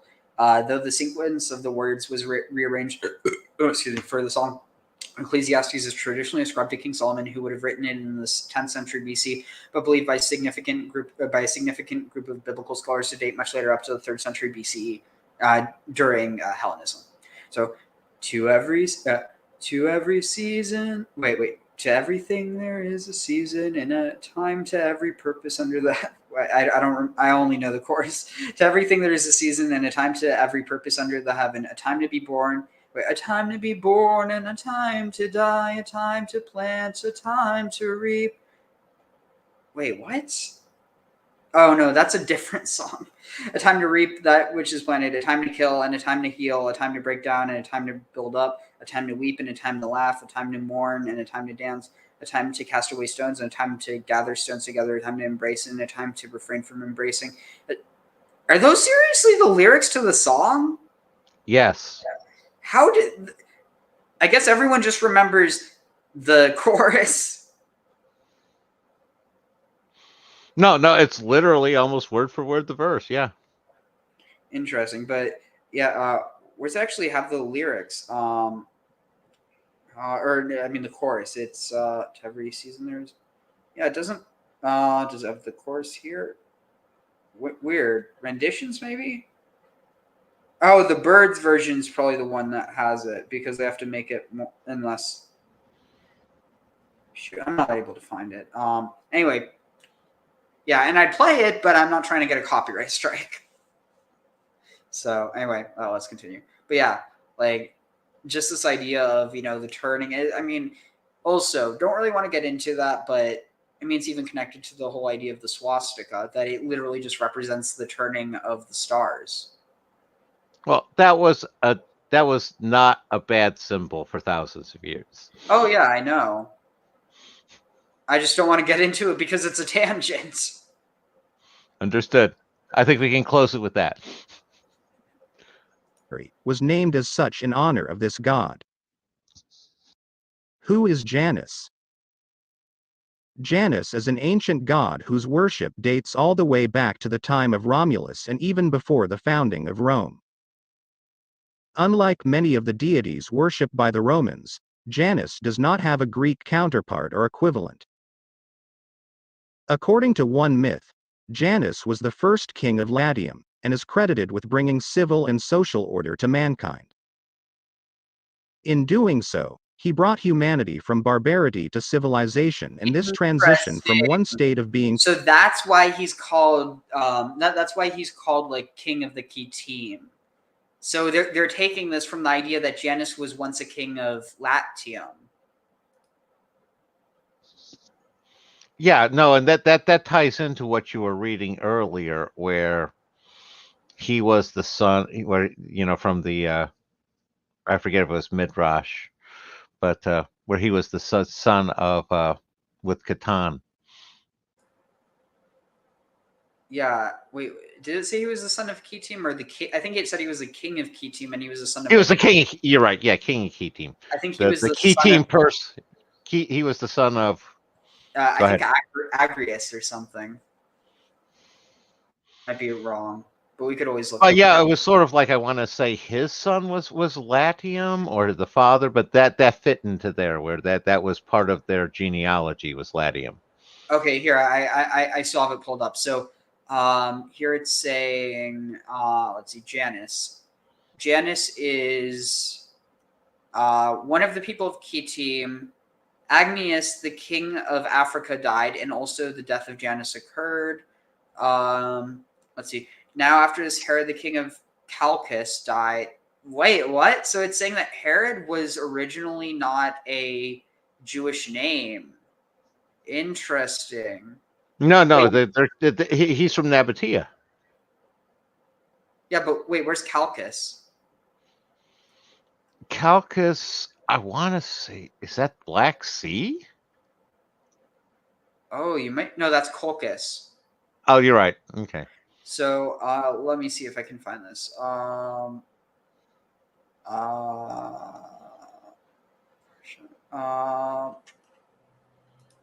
Okay, let's see. So in Jambres. Wait, so it's saying Pharaoh sent for Balaam, the magician, and for Janus and Jambres, his sons. Is this is Sefer HaYashar? It's a different thing, but it's trying to. It seems like it's almost saying that Janus and Jambres are the sons of Balaam. Yes, they're definitely saying that. Let's see. And that's what I'm looking at. That interpreting that as very much a Bronze Sea's collapse, sea people sort of thing. Okay, so here I found it. After the death of Hadad, the Edomites installed Samlah of Masrekah as their king, and he reigned 18 years. And it was his desire to take up the cause of Agnias, not Agrias. Agnias, the old ally of the Edomites, and chastise Zepho for having gone to war with him. But his people, the Edomites, would not permit him to undertake aught that was not good for their kinsmen. And Samlah had abandoned the plan. In the 14th year of Samlah's reign, Zepho died, having been king of. So here it's saying Zepho is the king of Kittim, and he is replaced by Janus. And Kittim we're tracing to basically Cyprus / the Greek islands up there. And I found another potential connection here. And that is there's a town called Kalki. Right, it's an ancient town right outside of Pisa in Italy. Oh, wow. Listen to this. Beware the underscore said Janus and Ganesh, or Ganesh. I'm saying it purposely for that reason. So Janus and Ganesh, or Janus and, or was it Janus and Ganesh? Like, you definitely can see the connection. Are gods of transition. To Hindu, yeah. Yeah. Are gods of transitions and boundaries. Ganesh, or Ganesha, also has two heads. The first head is cut off, and he receives the head of an elephant. They transcend duality. Interesting. And notice this. His head is cut off. Who else's head is cut off? Kaibali. She's castrated. Interesting. I'm also what I immediately thought was Medusa. Oh, interesting. But yeah, think about it. So Kaibali is understood as being like a hermaphroditic god. She has both sex organs, but then I forget who it is that that castrates her, but basically turns her into only a woman, and then in the process, you you basically you have this almost like an inversion of Ganesha, who one of his heads gets cut off and he basically becomes an elephant, or Yeah. I don't know if he becomes it or exactly what, but yeah, let's continue.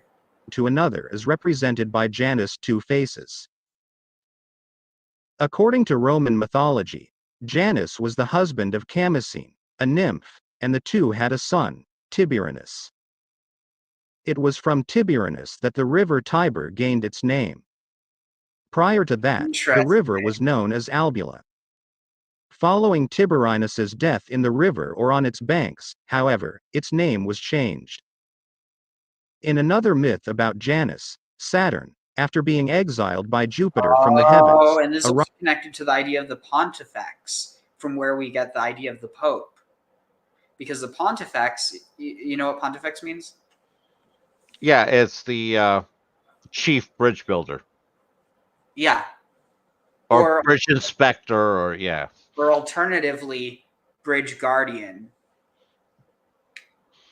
I was going to say that's part of one of the things that I like to point out is all of the Roman emperors, including Julius Caesar, was the Pontifex Maximus. Interesting. Yeah, because it wasn't like that there was only one. It was just it was a role. Like no, there was only one. No. Oh, sorry. I meant there wasn't only one pontifex. Sorry, I misspoke. Oh yeah, no. The Pontifex Maximus, it was part of the whole Roman religious structure. It was, I want to say, the third or fourth ranking in the religious structure. But Julius Caesar bankrupted himself in order to get the title of Pontifex Maximus, and he probably wouldn't have been able to do the stuff he did if he had not had that title. So in other words, he was the Elon Musk of ancient Rome. Oh, absolutely. Only had a little more substance than Elon. Hey, that's so true. Arrives in Janiculum, the city founded by Janus, on a ship. Wait, what? The god was received the city. That sounds like some horrible condition you get on your private parts. After being exiled by Jupiter from the heavens, arrives in Janiculum, the city founded by Janus, on a ship. The god was received warmly by Janus and in return for his hospitality bestowed on the king the power to see both into the future and into the past. Why was Janus such an important god to the Romans? The Romans regarded Janus as an important god, which is evident in one of his titles, Divam Deus, which means, the god's god. Before a sacrifice could be made to any of the other deities, Janus would first be invoked and a libation be poured for him. The rationale for this is that this sounds in a little bit, it almost sounds like they were henotheistically worshipping Janus and that all the other gods were secondary. The other one that I'm sitting there when they said the god of gods was Abraxas, god above gods. I'm curious if there are connections, parallels between the two.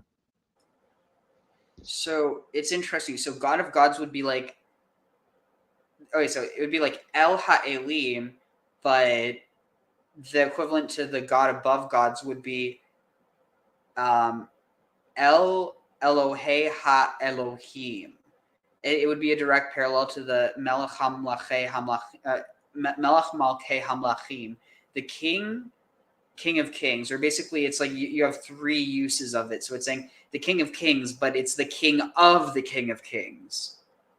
So would that track? So would the god of gods be the god above God, or god above gods? Could be. We're dealing in territories that's tough to tell. We're very abstract. Basically theurgy. It's like there's so little known about Abraxas, and a lot more known about Janus.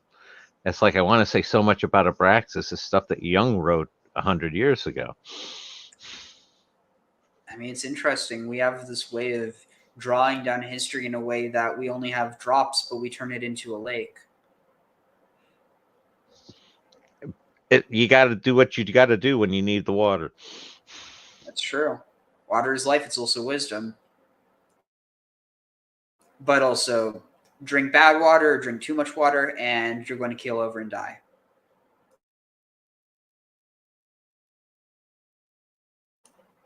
Yeah, that was dark, but I mean, it's also true. There was actually a woman who she was doing some radio contest on the radio, obviously, and it was like you had to drink a certain amount of water. She won. She also died, so she lost. And I mean, maybe this sounds like I'm being crass, but like honestly, I hope the people who put that show on were like charged or something. But I mean, it is sad, but it shows that even too much of a good thing is bad. A Pyrrhic victory. And the only thing with Pyrrhic is it sounds too similar to like Pyrrhos, as in like fire. Maybe more of like a thalassic victory. I feel horrible. I'm sorry. We're talking about a woman who died. I'm sorry. It's not funny. It'd be one thing if we were talking about someone who deserved it, but she was literally just trying to win money, and we live in a society where money is, so important because people can't live without it. And I don't mean like happiness. I'm literally talking about you can't survive without money in this society. So at the end of the day, shouldn't be making fun of her. And, well, yeah.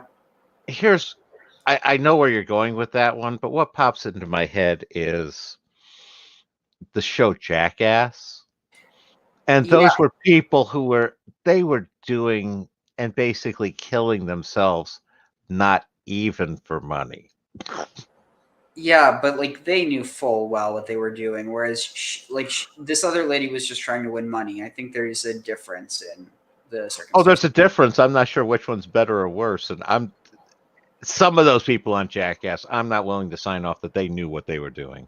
Okay, fair, but I mean, like they were involved in it. Where basically, I just don't think that we should make fun of anyone dying, regardless of how. But sometimes it's hard not. Sometimes it's hard not. Sometimes you gotta laugh at senseless death, though. I mean, like for instance, like I get making fun of how Gaddafi died. I get that, but like at the end of the day, when you're dealing with someone who they were just trying to win a little bit of money, like anyway, we're getting caught up on something that's not important. But I don't feel the need. I'll just sum it up with one of my examples, and that was a story that I read when I was in college about this guy who decided he wanted to turn his car into a plane. So he bought like a couple of rockets and put it on the side of his car and welded on some wings, and literally the car took off. And they found the car crashed into a mountain 20 miles away later. And it's just, he got what he wanted. It's a senseless death. And that's all I got to say. It reminds me of the story of the Chinese emperor with the firework throne. Yeah, or the whole Darwin Awards are based off of silly people dying silly ways. Hey, it used to be that if you were rich enough, dying foolishly was a luxury. Now it's just something that you get mocked for doing. Or views on YouTube. True. Go on with Janus. Since Janus was the doorkeeper to the heavens, it was through him that all the other gods and goddesses may be reached. The association between Janus and doorways is seen in the fact that many yoni were built in Rome. These ceremonial gateways were freestanding structures used for symbolically auspicious entrances or exits. These gateways had a particular connection, a little bit like a mezuzah, but in a different way. To Roman armies departing for war, and there were both lucky and unlucky ways to march through a Janus. What is the most famous shrine dedicated to Janus? The most famous Janus in Rome was the Janus Geminus, twin Janus, which was a shrine to Janus located on the north side of the Forum. This was a bronze structure with double doors on each end, with the cult statue in between them. According to tradition, the doors of the shrine would be left open during times of war and conversely closed during times of peace. According to the writer Plutarch, It was the legendary King Numa, the successor of Romulus, who initiated this tradition, and during his reign the doors had always been closed, signifying that his rule had been a peaceful one. On the other hand, the poet Virgil states that the closing of the doors were meant to Are keep you war thinking what in. I'm thinking? You have a king who rules and has a bloody reign, and then his son has a peaceful reign, which is notable.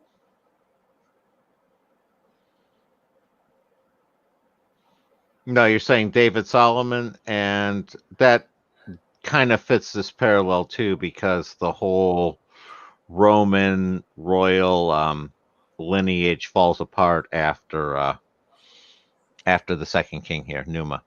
Interesting. Numa Numa A. Yeah. More like Numa Numa Yay. I mean Numa Numa Nay. Shamalama Ding Dong. I don't have a response to that. I was going to say something, but then I realized it would be better just not to say anything. Not because it was bad, but because it was cringy.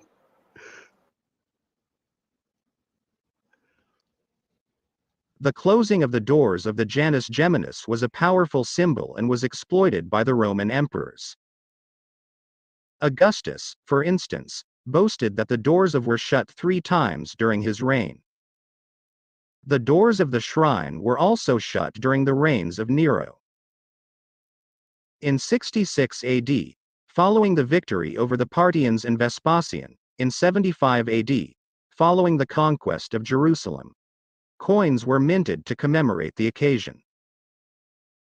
While the Janus Geminus was the most important shrine to Janus, there were also other temples built in his honor.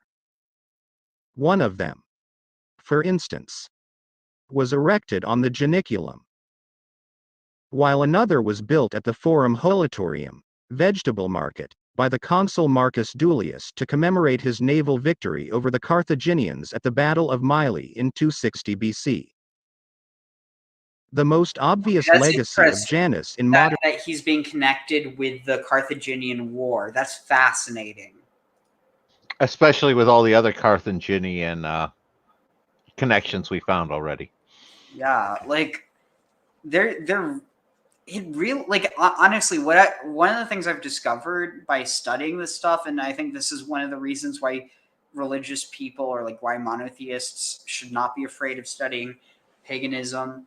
I don't mean like worshiping pagan gods. I literally just mean studying it. Is because literally what you'll realize is that these people who were worshipping these gods in the ancient world, most of them started off as real people, or at least as people who are claimed to be real. This isn't just merely saying that these are gods, and they literally are. The ideas, you could understand, is the ideas pre-exist them, but then these people are deified into those ideas. Like the idea of Janus is how can Janus be present at the beginning of all time if Janus is also this human person? And the answer is, I mean, basically, at least the way I look at it, is the idea of Janus, you could view it as being, even if it didn't develop within the minds of humans at that time, in that context, you could definitely view it as Janus, like the true Janus is actually God, in the same way that the true Dionysus is actually God, in the same way that the true Zeus is actually God. Like basically, this is the way that, that Christians or Jews, probably not Muslims, because of the idea that the pagan gods are, evil, or that they're not real, or I don't know exactly what the perspective would be, but you definitely have this clear distinction. Whereas I mean, you definitely see in Christianity how all these things that seem similar to Jesus, they're actually just leading up to Jesus. And so I think in that context, that's probably literally what Christianity did to Jesus is what these other pagan, what these pagan traditions did to their gods. And the thing is that the true God of Christianity isn't Jesus. It's God and the Holy Spirit, or it's like God the Father and God the Holy Spirit. But Jesus isn't a God, only within the sense of being literally deified as a man. But that's no different than a lot of these pagan gods. And again, I'm not saying that means that you're wrong for worshiping Jesus if you're a Christian. It just means that like the form of Christianity you follow is, further evolved than the form that was present during the crucifixion, if you could even call that Christianity. No, I was going to say, I think virtually every form of Christianity today is more evolved than what happened, in anything in the first century there. But no, you're hitting on a lot of good points there, Ariel. I'm trying to think of which ones in particular at the moment. Because you're hitting on some of what I'm talking about my pluriform multi-level interpretation, where you can have Janus as an abstract concept. You can have him as basically more of an archetypal god in the sense that we've been talking about. You can have him as, like, again, a tribe of people moving around. You can have him as like an individual king, an individual person as well. And it's like each one of those could be an appropriate interpretation at some point in time, or it might not be. And that's sort of the where I'm working for with my pluriform interpretation at the moment. I'll tag back to you and see what you think. Yeah, I mean, I just kind of agree with what you said. So, yeah. Western culture as the month January, which was named in his honor. In addition, the English word janitor is derived from the Latin ianitor, meaning doorkeeper or porter, and is a reference to this Roman god. Wow. That's it I for didn't know today's that. video. That's fascinating. That Yanator is from Janos. And Porter almost combined Janus and Mercury with the traveler sort of concept. Oh, yeah. Wow. It's just so fascinating. Let's see. What's this?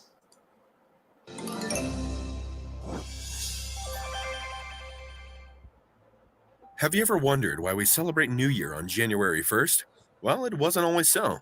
There's been a lot of toing and froing over the past 2,000 years before this date was consolidated. Welcome to Intrigued Mind, where today we will go back in time to discover why January 1st is the day that we celebrate the coming of a brand new year. The earliest recorded celebrations of New Year's were made by the Babylonians in around 2000 BCE. These ancient people held a festival that went on for several days in honor of the rebirth of the natural world. They called it Ekete, and it took place at the beginning of spring. By the time of Rome's legendary founder, Romulus, the Romans had developed their own calendar based on the phases of the moon. It is believed that the Romans developed their lunar calendar using knowledge that came to them from the Babylonians and the Greeks. However, this 305-day-long calendar, which was based on the 10-month-long phases of the moon, did not match with the solar year, which at 365 days ran closer to 12 months. At this point in time, the Romans celebrated New Year during the vernal equinox, which is one of the 2 days each year when day and night are of the same length and generally falls around March 20th in the northern hemisphere. Enter Numa Pompilius, who according to legend reigned from 715 to 673 BCE as the second king of Rome after Romulus. It is Numa Pompilius who is credited with the establishment of a fixed calendar. This calendar used calends, which was the first day of the month, and is where we get the word calendar from. Nonis, which was the 9th day before the Ides of each month, and Ides, which was the day that fell roughly in the middle of each month. The leftover months that had not previously been accounted for in the old calendar were simply known as winter, and the calendar year commenced in March, which coincided with the start of spring. Numa Pompilius added 2 extra months. Yeah, so winter. It also has to do with the whole. You see it reflected in the Revolutionary War. This idea of winter quarters. You quarter during the winter, and then March is the start of the campaign season, and it has to do with the fact that March is from Mars, the god of war. No, it definitely makes sense. And it sounds like what they were doing is saying that basically as a society, they only would plan things up until the harvest season. And once winter sets in, basically everybody, it's hands off until spring starts. And we just, basically survive. Also, correct me if this wasn't Neil and this was you that I was talking about this with, about the idea that basically we're inverted in when we have children, like how a lot of kids are born like during the winter, whereas it used to be most kids were born during the spring. Was that you or Neil? That was Neil. Okay. Well, here, I'll tell you more once I finish the stab. so that the length of the calendar now matched the length of a solar year. The first month was named Janus, after the Roman god of time, transitions, beginnings, and endings.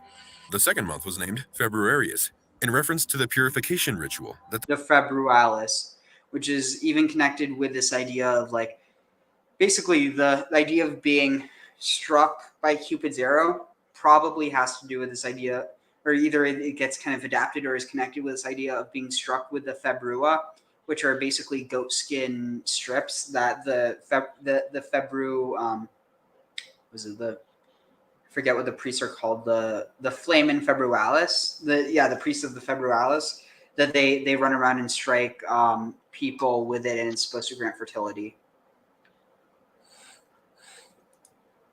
the Romans undertook on the 15th of February each year. Thus, And notice the that calend was the 15th of February. That's literally a day after Valentine's Day. Yep. first day of January, which was the first month. So it made sense that the first day of the new year was on January 1st. This concept, which was loosely adhered to in Rome, was consolidated in the year 153 BCE, when January 1st was chosen as the day on which the new consuls of Rome were inaugurated. This was during the years of the Roman Republic, when the position of consul was the highest-ranking political office in Rome. So it was an important day for the Romans. By the time 46 BCE rolled around, there was a new sheriff in town, so to speak. Just don't mention the Ides of March. And Julius Caesar was the head of the Roman Empire. Caesar worked with Greek mathematicians to fix an error in the calendar. There were too many leap years, so these were reduced to one every 4 years to use up the leftover time from the 365 days that made up 1 year, which was 0.25 days. After this amendment, it took 455 days to get things back on track, but they got there in the end. January 1st was still considered the new year, and with the expansion of the Roman Empire, this custom was adopted throughout Caesar's vast lands. Once the Roman Empire collapsed and Christianity took hold throughout Europe from the 4th century CE onwards, the custom of welcoming the beginning of a new year on January 1st was cast aside in favor of a date that was sacred to this new religion, March 25th, the day of the Annunciation, when the Archangel Gabriel appeared before the Virgin Mary to tell her of the Immaculate Conception. Indeed, the liturgical calendar was now the most important calendar to Christians.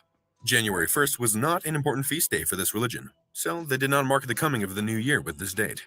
This liturgical calendar was predominant throughout Europe in the early medieval period in terms of special days, used alongside the Julian calendar to mark the passage of 1 year. It was not until So is this basically saying that you have the Roman Empire, the government side, that institutes this idea that January 1st is, and then when it becomes Christian, the Christian calendar circumvents that, and so that's why it only is with Pope Gregory that you have this reestablishment of January 1st because he's going back to this older Roman way of doing it, rather than trying to create this new Christian way. And in the process, I mean, this probably also has a lot to do with the Renaissance, with the repaganization of Europe through the form of the Renaissance.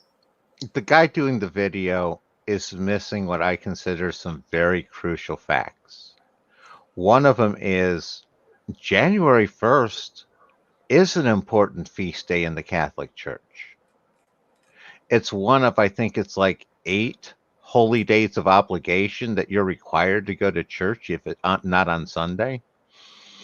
Alongside like Christmas, November 1st, All Saints Day, Immaculate Conception, the Assumption.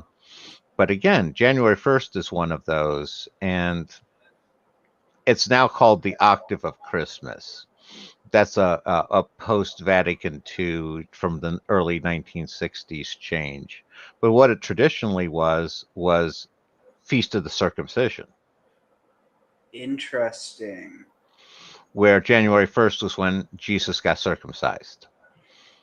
But the thing that's really striking about that is that it's clearly it's got to be a post-Roman tradition because of the fact that you have, that's 8 days after the 25th? Yep. So, yeah, I mean, because where do we even get this tradition that he was born on the 25th? I think isn't this a result of trying to syncretize the birth of Jesus with Saturnalia? No, you're definitely right. That's my interpretation of it. I'm just looking at how well that works, where you have the 8 days with Saturnalia to the circumcision, with the January 1st birth and feast of the circumcision being the new year. Seems like particularly well executed synchronization. Yeah. I mean, at the end of the day, I think it's like one thing to forget something. It's another thing, like if you're clearly leaving something out, because in one case, like I mean, I literally I recently made actually here real quick to just give myself some see where is it I do just want to show this recent video or No, here's my point: is it wasn't that he left it out. He actually went and stated that January 1st was not a significant feast day for Christians. But see, that's what I'm saying. It literally could just be a statement out of ignorance. Whereas there's cases where you've clearly addressed a case where someone is biasly trying to cover up something. Right. Which is why I led with he left out those important facts. Yeah. So I wasn't accusing him of any bias there. It's just like that those are important facts that kind of changes his narrative some. Oh yeah, I know. I do want to clarify. That's not what I was saying. I just wanted to restate that. Gotcha. So here, I recently, I actually did this today when I was on campus. Here, let me see if there's a way I can zoom in more. I spent probably like an hour, maybe 2 hours working on this. I'd like to think it was worth it. This is probably how I'm going to make some content for a while because it's easy to do, short clips. So here. And so just for context, Apparently, Chris. welcome. I'll talk about it in this, but there's literally a part of the of ASU that's called the apparently that it's literally called the nipple of knowledge. I mean that's what it says on a map if you look at it on an online map. Welcome to this. Apparently, Welcome to the so-called nipple of knowledge. And no, I did not come up with this name. This is the top of the underground section of ASU's Noble Library. It's the largest library on campus and where most of the records and archives are stored. While it might sound strange to call the top of a library the nipple of knowledge, it really isn't that weird in the grand scheme of things.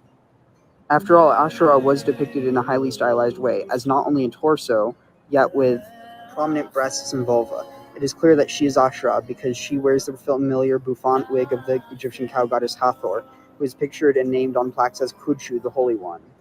As though that were not convincing enough, Hestron went on to cite several Egyptian 2nd millennium BC tomb paintings in which a fully branched tree is shown as a woman, offering a breast with outstretched hand and suckling an infant. This directly parallels the tree of life, which grants blessings of wisdom, understanding, knowledge, and happiness to those who grasp her. Given that we know that Ashura is associated both with breasts and with trees and with knowledge, isn't that much of a stretch to assume that she's the one who grants knowledge through her breast? Milk. So, the nipple of knowledge.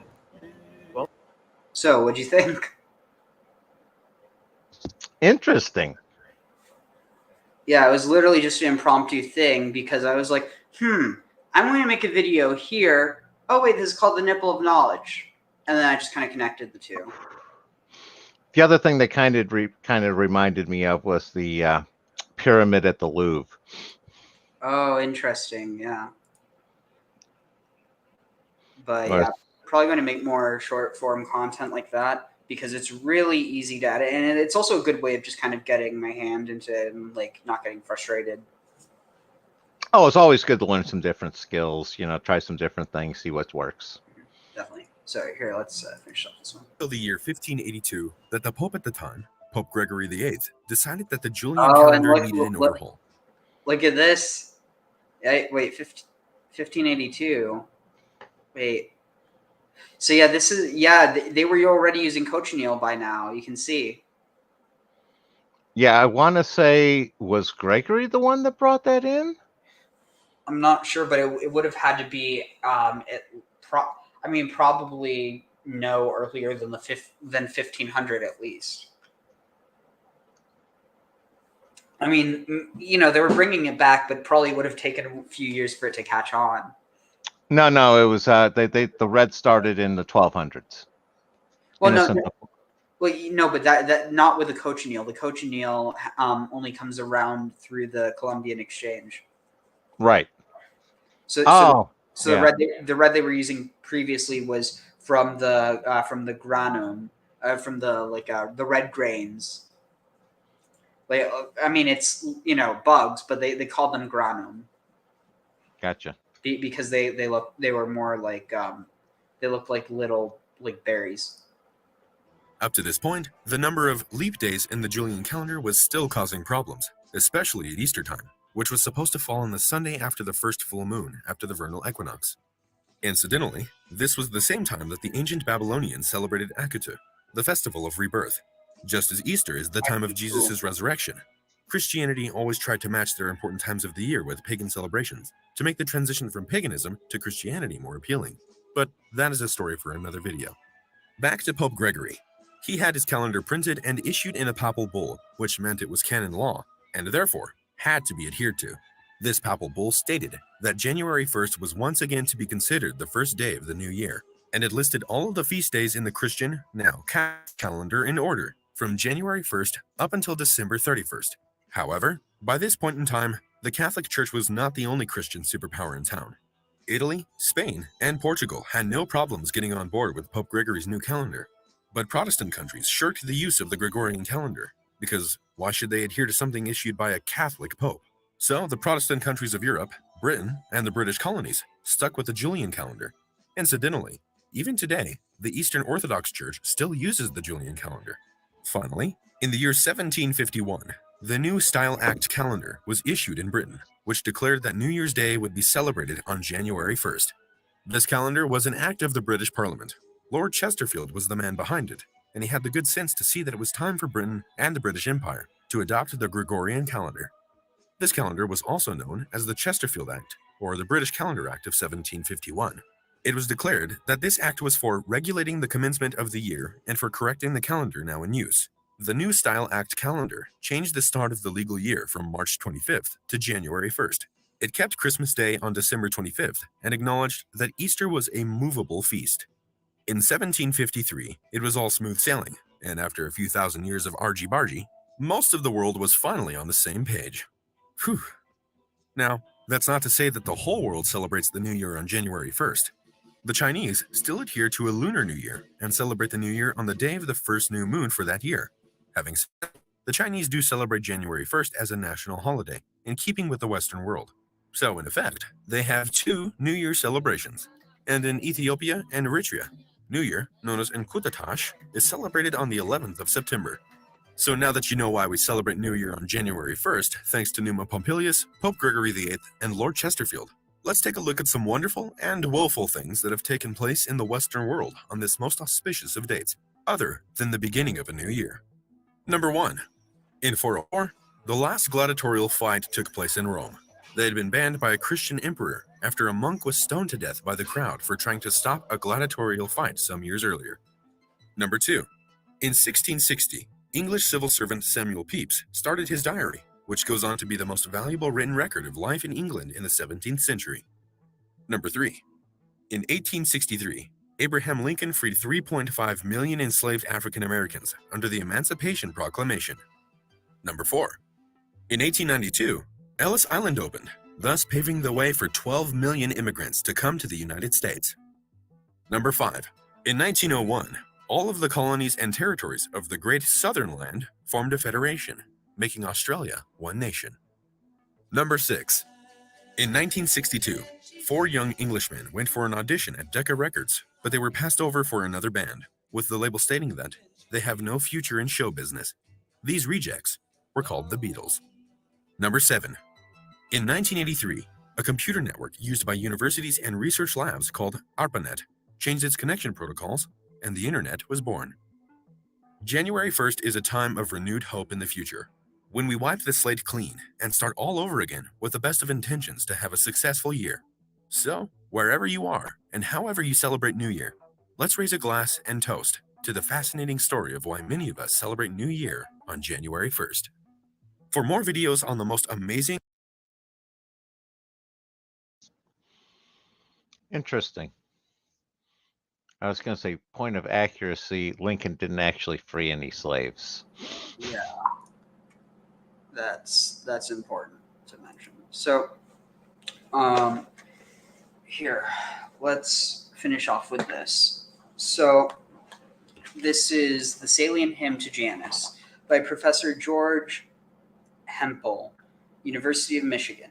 2 years ago, when seeking the source of the runes, I discovered the origin of the Latin letters G and Z.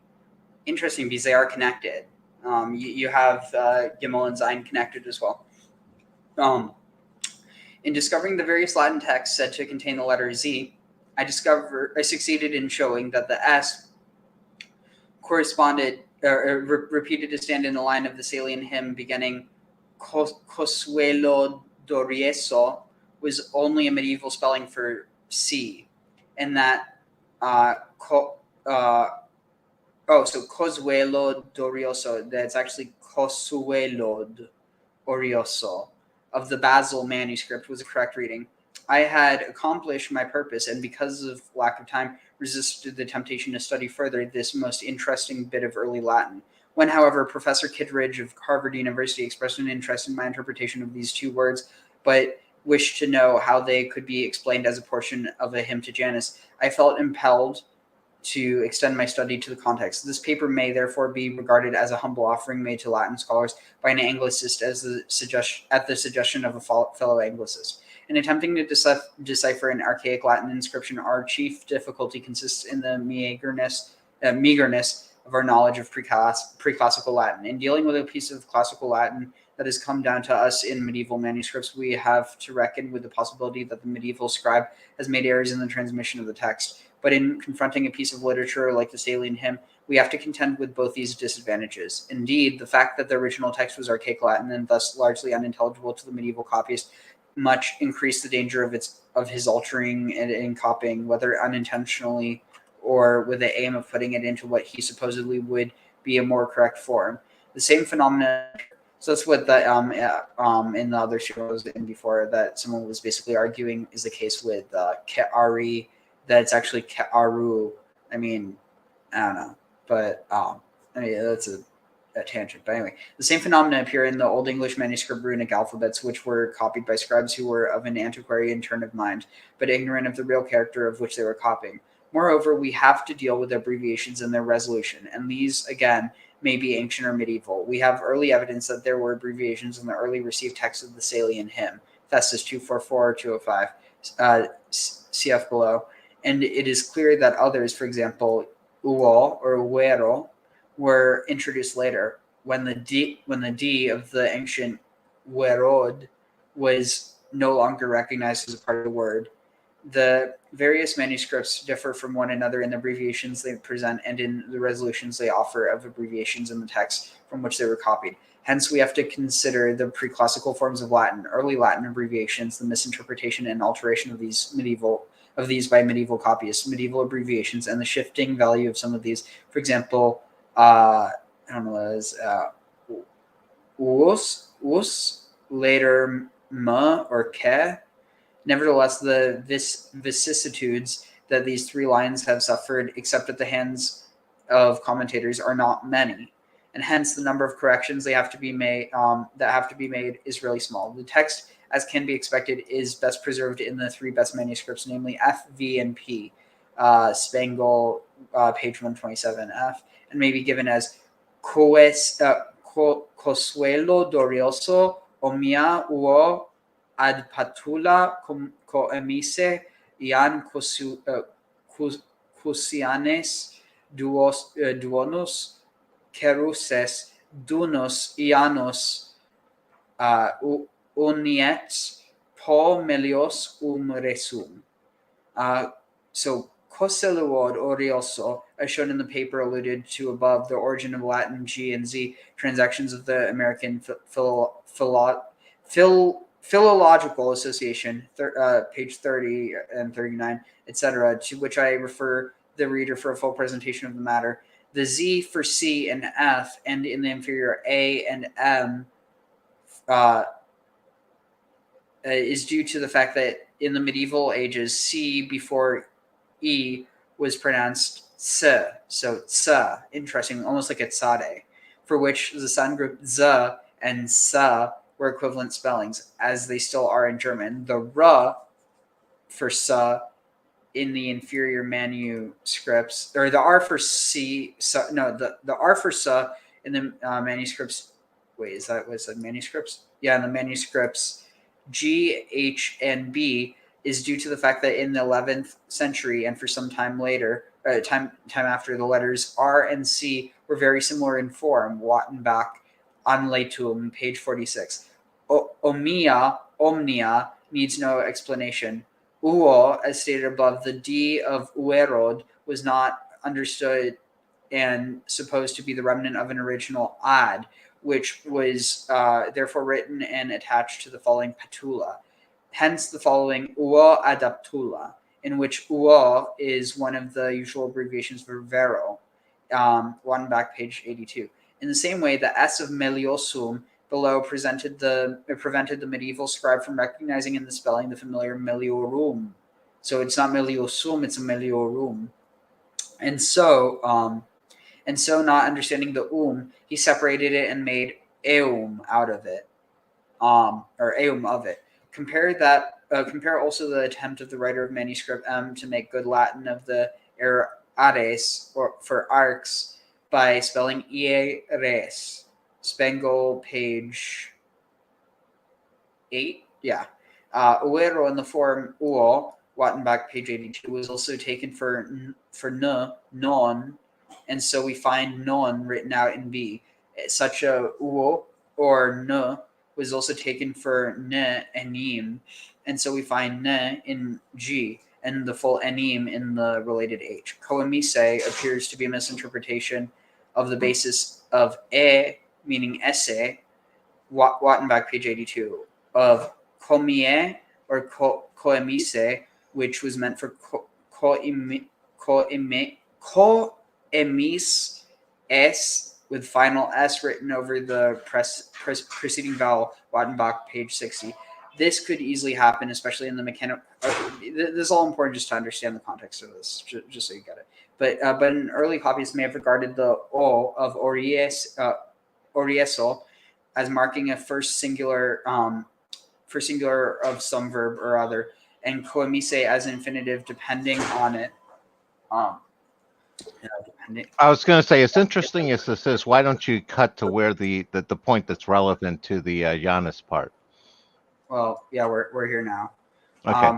But an early copyist may have regarded the O of Oriese as marking for singular of some verb or another, and coemise as an infinitive depending on it. A spelling like coemise is reflected in the seruse in M, which is evidently a copy of an older seruse, or seruse for seruses.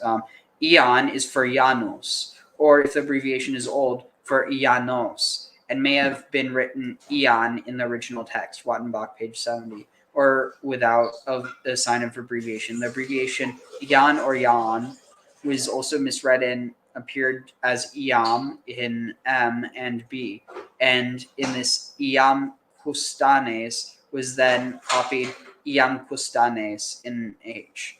Cusianes for Cusiatos doubtless arose by the false interpretation of Cusiati or Cusiasho, for which there was a striking similarity between what's this, Ti and N. I might be misreading that. While it is often impossible to distinguish between final O and final E, the spellings duonos, serus, dunos, and ianos are due to the early substitution of the classical ios for the archaic ios. That which was done early in the transmission of this text is shown by the let's see. Dunos for duonos or dunos or duonos is an example of a very common. Okay, it's actually, where's the One thing I did get out of what you had there, connections between Janus and Aeon. Oh, I see how you got that. And turning of the wheel sort of thing. And because that's what they were talking about there. It sounded like they were definitely going with an Aeon sort of, ion kind of concept. Okay, so let's see. Here's where it has rendered. Let's see. Yeah, I'm going to just skip to the Let's see.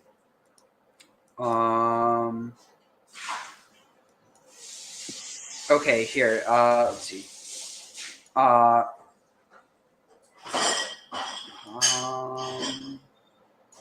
Okay. The worship of Janus in Rome was associated chiefly with the so-called Temple of Janus Quirinus in the Forum and the altar of Janus Curiatus at the. Oh, so yeah. So that word Cusiatos is probably Curiatos.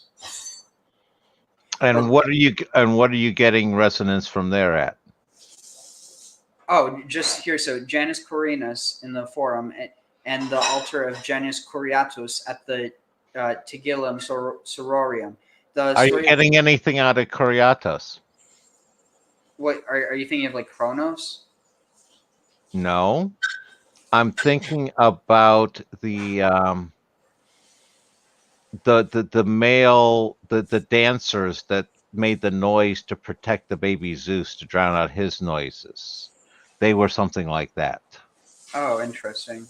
Let me. I'll take a quick look on that one. You keep looking up here. So, Janus Curiatus at the Tigillum Sororium. The story of the struggle between the Horatians and the Curiatians, and of the murder of his sister, early attached itself to the spot and served to explain the names, whose true origins was buried in antiquity.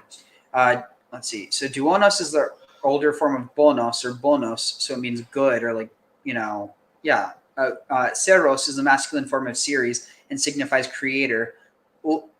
Ueniet may be rendered will come, or with future force is coming or is going to come. With potissimos meliosum recum, compare the divum deo, god of gods, in another fragment of the Salian hymn. And we're towards end. The whole rendered into English, come forth with a cuckoo.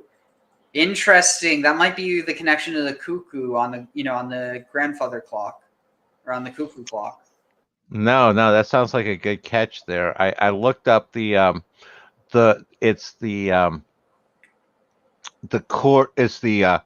Chorates, and it's more commonly known in the Greek with the Corybantes. Oh, interesting. I mean, maybe there's a connection in that, like the idea of the New Year's baby. They were the 9 dancers that venerated Rhea, who was the Cretan counterpart for Cybele. Well, and keep in mind she's also syncretized with Ceres, and here they're saying that he's Ceros. Yeah, no, they were the dancers and the ecstatics, and no, interesting. I definitely think there may be something here. So listen, so the whole may be rendered into English. Come forth with a cuckoo. Truly all things dost thou make open. So like, truly do you open all things. Thou art Janus Curiatus, the good creator. Art thou. Good Janus is coming, the chief of the superior rulers, or literally the chief of the chiefs. If thus appears that we have 3 lines, not necessarily consecutive, of the hymn that the Salian priests sang to Janus, when armed and bearing the ancilia, they marched with songs and dances about the city and its sacred places during the month of March. This is just about the time when the cuckoo passes over the Mediterranean from Africa to Europe and is universally hailed as the first harbinger of spring. So the ancient Italian deity Janus, or Janus, who opens up all things, who caused the spring to flow and the seed to germinate, Ceros, the benign creator, is invited to come with a cuckoo and usher in the spring. Wow, you definitely have some parallels there with like Baal, or with that, even with the idea of Moshiach, the idea of the Messiah. This is 100% the Chorates from Crete, because what they would do is they would march around with their swords and shields, making noises in dancing around. The other thing. Oh yeah, sorry. Go ahead. I was going to say this is absolutely them imported into Rome. So the other thing is, do you have anything that pops in your mind resonances with Quirinus?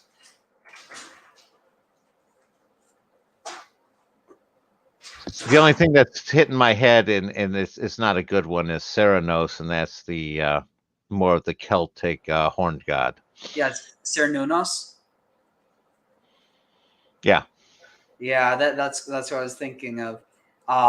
And that probably is the connection of Old Latin religion to the later like Greco-Roman or Greco-Roman really. Yeah, it's tough to get connections between the Greco-Roman and the Germans, and even that one is, there may be something there, but it's not strong. It's definitely somewhat of a stretch. You don't think? Wait, you think it's a stretch? At least a bit of a stretch. It's not super solid. It's like I said, it's tough to go from Rome up to German. It's I like, I don't agree with that at all because I mean just think about the campaigns into Gaul. Like you well, literally. I'm talking from the mythology standpoint, because it's like Odin doesn't have there's no good correlate for Odin, because he's part Zeus, he's part Hermes. I mean, I'm going Greek there, but if you're going Roman, he's part Jupiter, he's part Mercury. He's not a good fit there. Tagging back to you. I don't know. I think it fits pretty well, but here, let's see, where was I? Just had it pulled up. Shoot, where was that? Was it here? Oh yeah, here.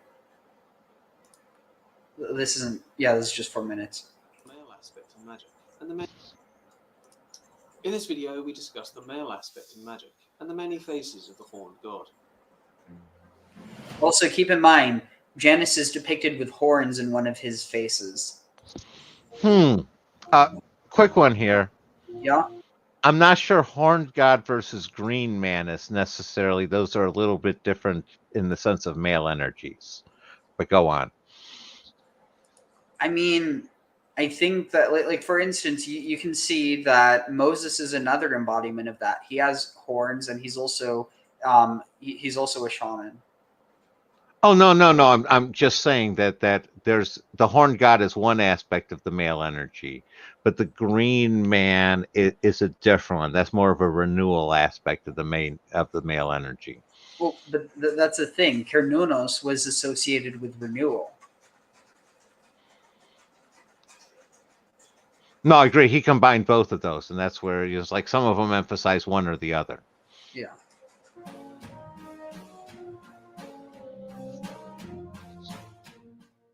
Hello, I'm Max Raven. And I'm Cassandra Raven. Together we have over 30 years' experience in the occult, witchcraft, and magic. We share insight, knowledge, advice, and lifestyle tips to make your magic go further and add potency to your work. The god or male aspect is an essential part of magic and the counterbalance to the goddess. The god, like the goddess, has many different forms and goes by many different names. In his more positive aspects, he represents the sun, fertility, and growth. In his darker aspects, he can act as a psychopomp, a guide to the underworld and the death mysteries. These are some of his many names. Wait, yeah. So notice that duality. So fertility and growth, as well as a guide to the underworld. These are some of his many names. The Celtic synonymous, Herne the Hunter from Shakespearean tale, the Green Man, whose foliage changes with the seasons. At midsummer he appears as the Oak King, in midwinter he is the Holly King. Or the Greek satire Pan, from whose name we get the word panic. All are guises of the Lord of the Sabbath, or Old One. Unfortunately, the god gets rather a bad rap in Christianized history. This primal force of nature being twisted and subverted into the devil. Many accounts from witch trials across Europe make mention of him in some form or another. These tales talk of his appearance at the Sabbath or lonely crossroads, where the god can show himself in black bestial forms, such as a dog, a goat, a crow, or a raven, or the mysterious man in black. When working with the energy of the horned god, the mind will almost immediately jump to the image of Baphomet, a horned godlike figure that has enjoyed a relatively recent boom in popularity thanks to TV, film, and other media. This energy has been incorporated into mysticism and the occult, and the enigmatic figure really deserves a video in his own right. But when we say the horned god, we mean something much older, more primal, an energy that has been in this collective subconscious for millennia, with far-reaching influences in magic and many different cultures. He can be represented by antlers, a deer or ram skull, or a witch's tool known as a stang. A stang is a horned ash staff that can be placed at the northern point of your ritual space to symbolize the horned god's presence as a guardian of portals, the underworld, and the initiator to the crooked path of the wise. Guardian of portals. When working with energies, it's important to build a relationship with them, to make yourself known so that they're more likely to work with you. It's a good idea to try and understand how their energy works. This is true of the horned god. A few ways I have found to experience the energy of the horned god are: spend time in a darkened wood at night with only a candle to guide you. Stop and take a moment to try. Oh yeah, you'll start panicking real quick. Or perhaps take a trip to a barrow mound and take a moment to experience the energies there. Walk to a lonely crossroad mound and take a moment prying into the candle flame. Or perhaps take a trip to a barrow mound and take a moment to experience the energies there. Walk to a lonely crossroads and see what energies are present. You might catch a glimpse of him in his animal form. All of these are fantastic ways to get to know the strange and misunderstood being that is the horned god. His power is at its peak during the times betwixt, such as Samhain, the 12 nights of Christmas, and midnight. Let us know if you have experienced working with this energy, or perhaps you've caught a fleeting glance of him at a crossroads. Tell us in the comments below. Don't forget to like this video and subscribe if you enjoyed it. It helps more people see our videos. Thank you for watching.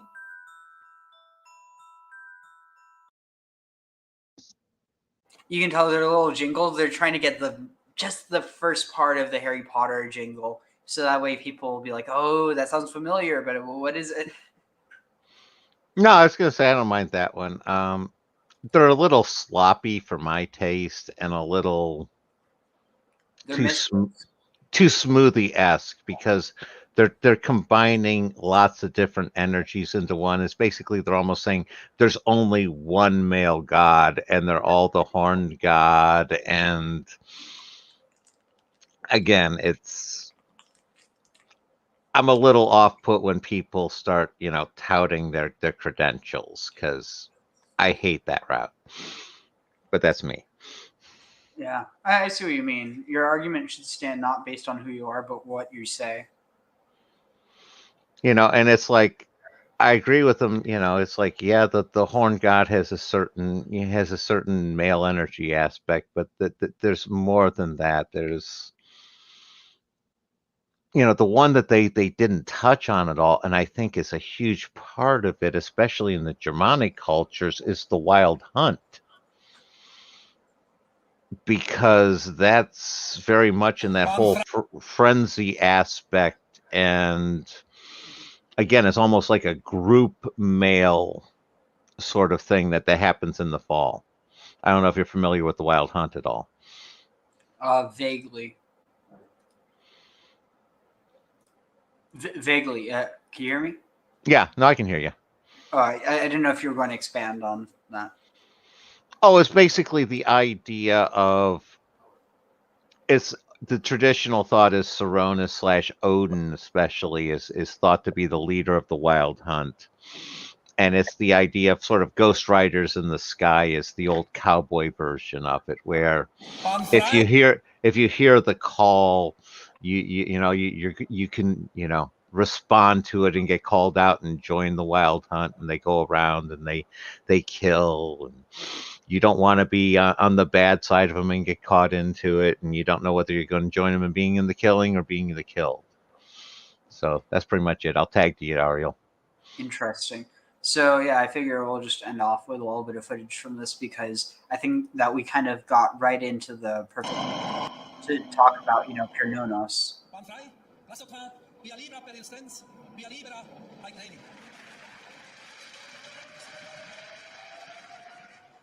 Also, forgive the RT. I hate Russia Today, but it's literally the only full footage I could find of it.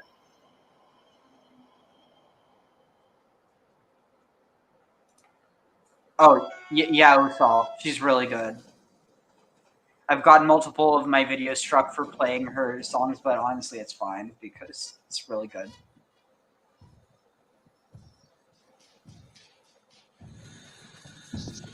Yeah, no, the first time I saw this, it was like, could they be more obvious with all their symbolism?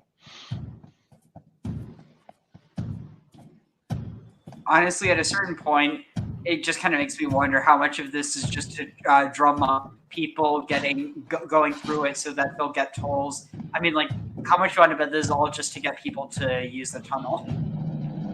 Oh, no. I don't rule out anything. And the tunnel's an incredible technological achievement.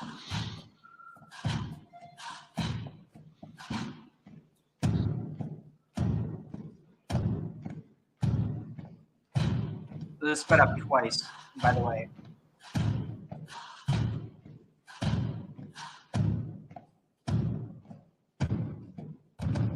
Interesting. Do you know anything about this, Graham? The doorway effect? Yeah, that's the idea of you basically you're almost each doorway is a transition from one universe to another, and the idea of separate spaces. That sounds like something from a video game, like rendering. No, it's more modern magic theory. By the way, this is sped up 2 times.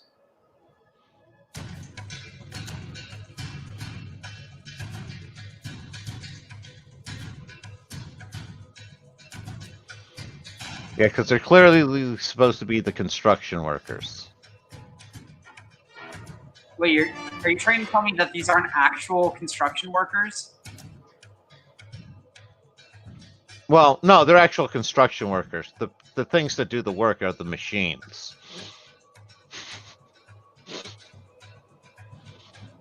Wait, well, can't you tell you have the whole rainbow aspect there, especially in the helmets? You're definitely hitting the whole European multiculturalism.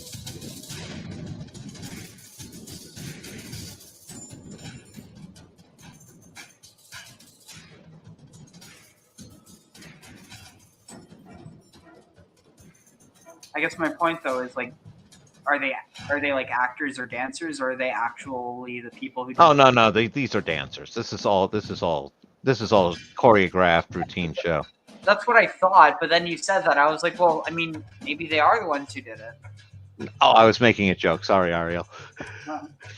So Beware said, a mental rendering. It's psychological. Interesting. Is that the same thing you're talking about? I think so. Only she's talking about it from the psychological aspect.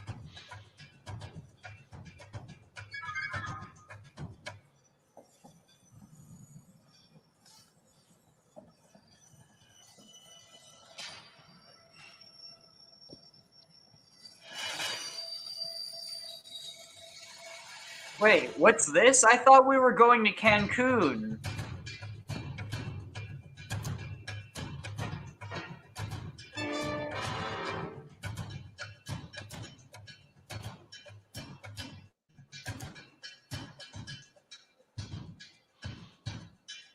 It's like, we have an angel going through the tunnel. Why?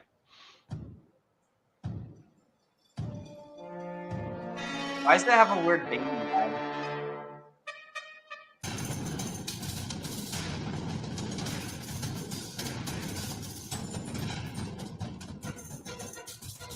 What do you make of the weird baby head? What, on the angel? Yeah.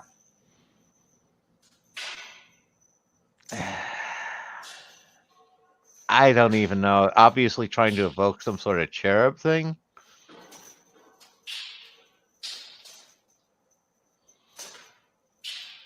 Of course, what immediately pops into my head is an angel trapped in the tunnel. So, what with the chains? Yeah, buried angel trapped in the tunnel. Also, I don't know if you saw that, but it looked like a cannon. Maybe it's like an allusion to this. Yeah, is that a cannon? I don't think so. It looks more like an old school train. Okay, now the angel's unleashed.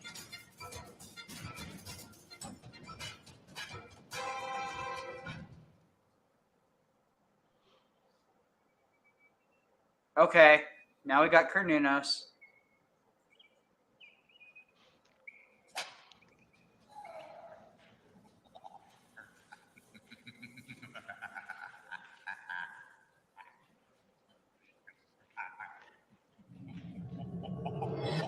So the angel just vanished, I take it. Maybe the We'll see. implication is that it is the angel. No, there.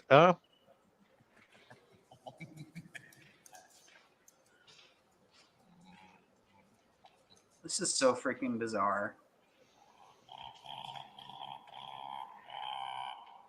Is that supposed to be a monkey? I don't know. George Washington the goat?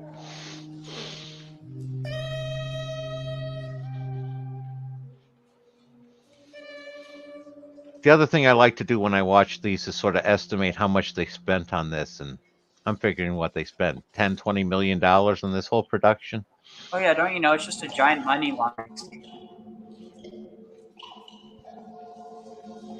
Is it monthly laundering if you're just paying yourself? Yes. Okay. I wasn't sure if that qualified. Because I know it's not technically insider trading if Congress does it.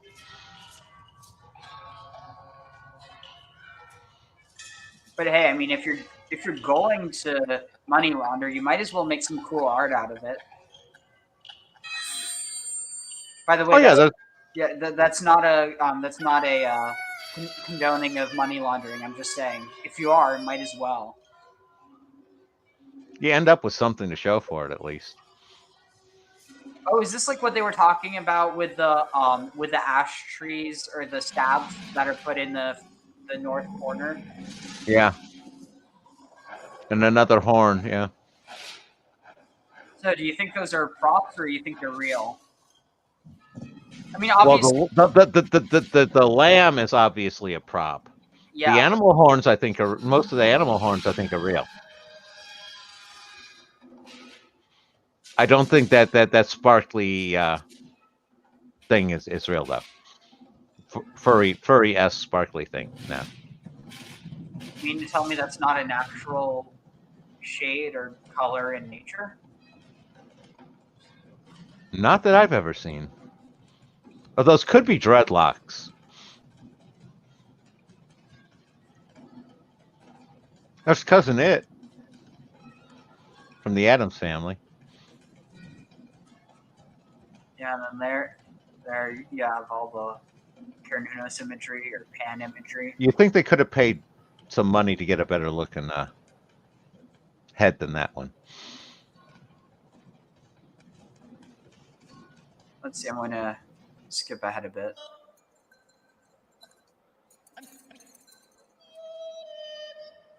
Oh, what are they going to do to the old dude? Yep, Saul said it. If you're going to do something wrong, make sure you do it right. That's the Ed Wood theory of filmmaking. Make it so bad it's good. Kind of like this guy singing.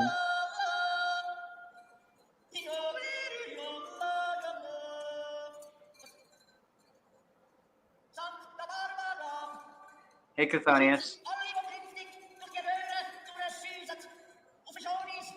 Yeah, we're just watching this right now, looking at the Nunos and Janus symbology in this.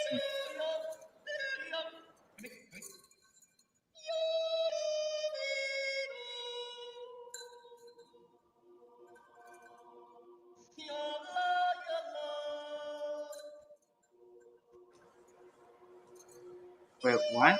Ashu?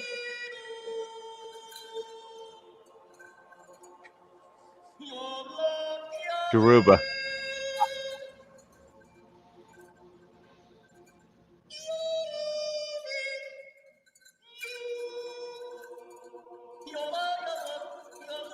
Oh wait, this is a different goat. This is the This goat. looks like music calming the beast, and that looks like something from Where the Wild Things Were from. Interesting.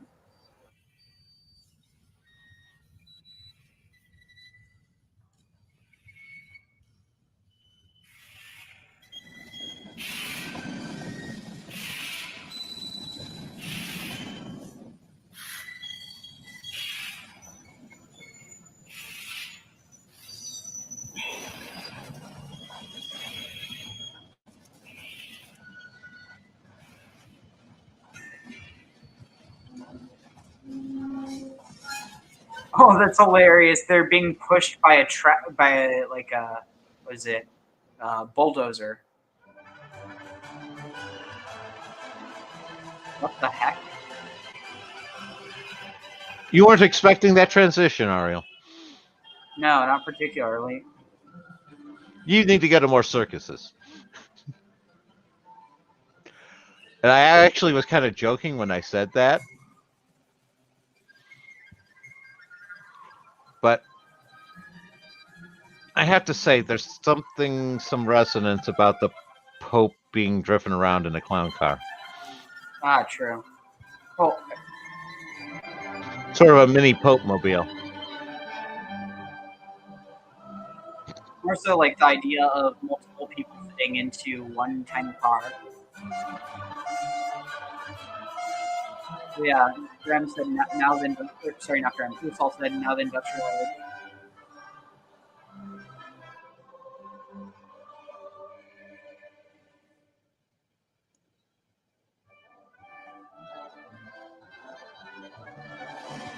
Here, I also threw the link to join in the chat if y'all want to hop in. I mean, we're finishing up after this, but just figured I'd put it in there.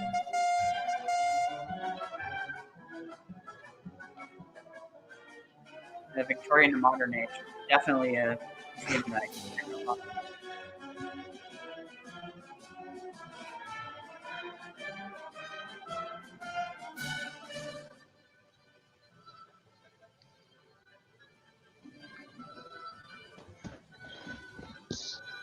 Oh yeah, now you're dealing with like modernity, like or post-modernity.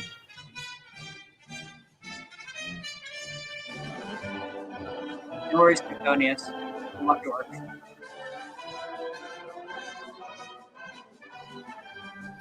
Slack-jawed yokel stopping progress.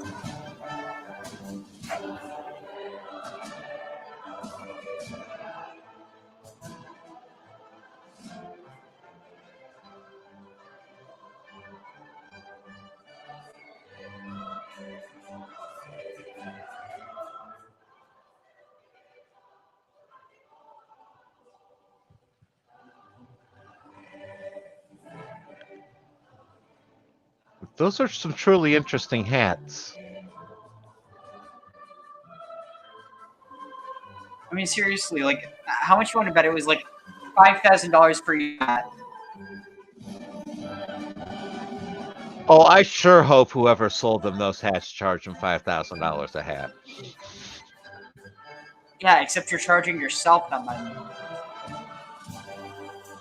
Oh no, somebody had to make it. Whoever did the actual work to make it, that's not part of the thing. They don't. Good morning, bro. Ooh, 6 a.m. class. Oof, that sounds painful. I had one of those. Psychology 101. Are you sure it wasn't Psychological Torture 101?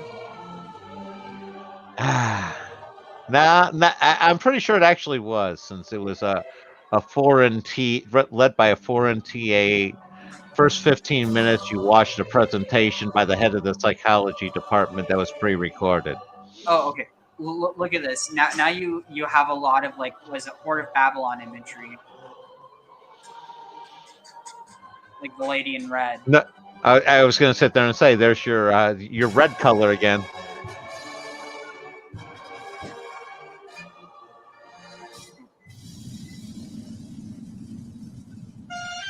Ah, jujitsu. Yeah, I guess there's a reason to do that bright and early. Gets you ready for the day. Yeah, it gets the body moving.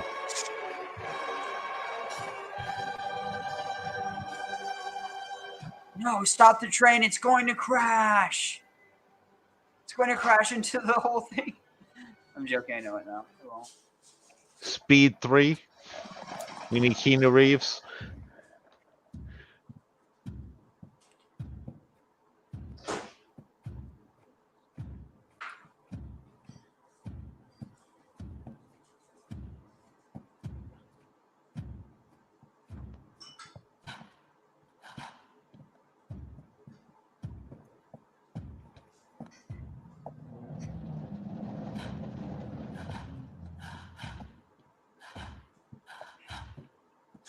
Imagine if, like, you know, all of a sudden the snow just starts falling, but it actually started falling, or the rocks.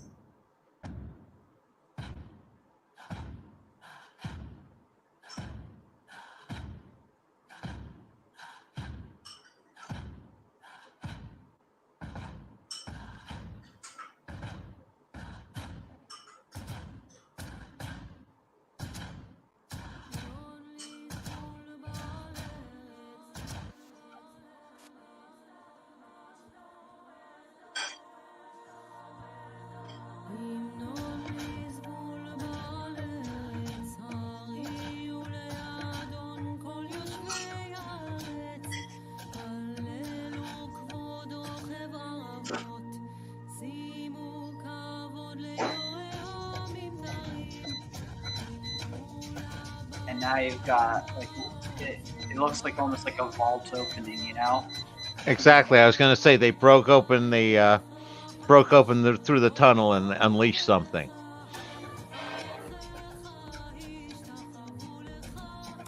And they're combining their drilling machine with some sort of multi-tentacled demon sort of shape in the video.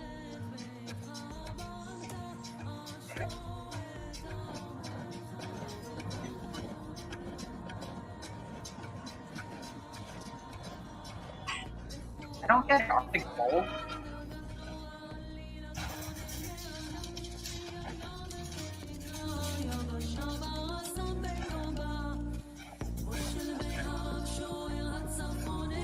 Note how they're flanked by the military there. What do you mean? Oh, I see. The drummers, and you also have, you know, the shield. You have basically a representative military guard on each side. And are those actual military, or are they actors as well? Those are actors as well. This is all actors.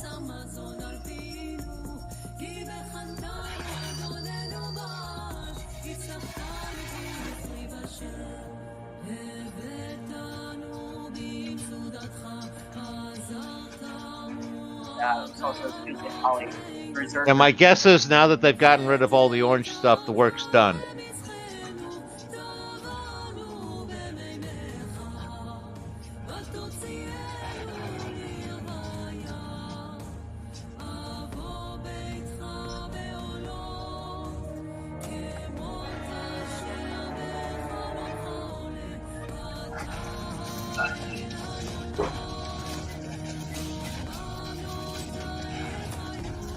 They definitely have the, yeah, that's a military band there. Wait, so it's actual military? Oh, they may be an actual military band. They exist. No, I know. That's why I was asking if you meant... Oh, I don't know for sure, for certain. But even if they're military band, they're still players. Oh, you see how they're, like, rolling down?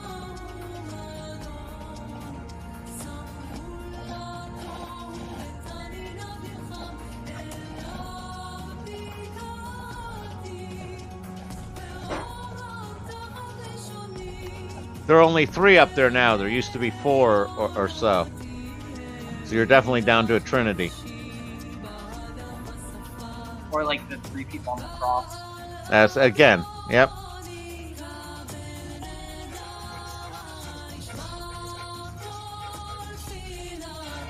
And now they're falling. Like a sacrifice. Oh, grasping hands. Yeah, definitely, yeah. Oh, that's a reference to hell, isn't it? The entrance to hell. But they're making it look like heaven here. אלי תחתית נבוא נשמתנו להשיב. אוי אדוני With an I too. בן רקיע ואחיו הלל למלך הרצוח הרבוע בניו. All of them dressed as like brides. Ali slash Anad.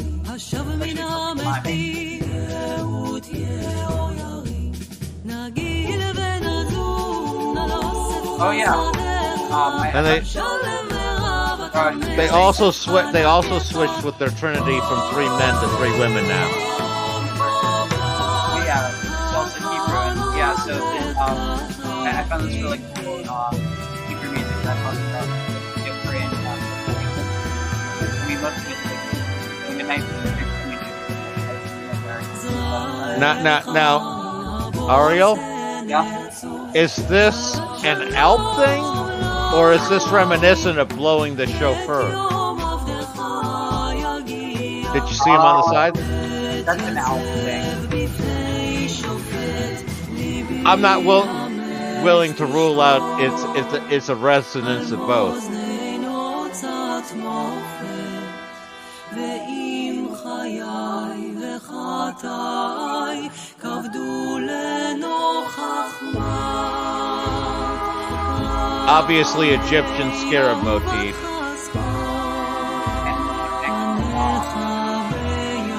And 18th dynasty, they were the big scarab ones.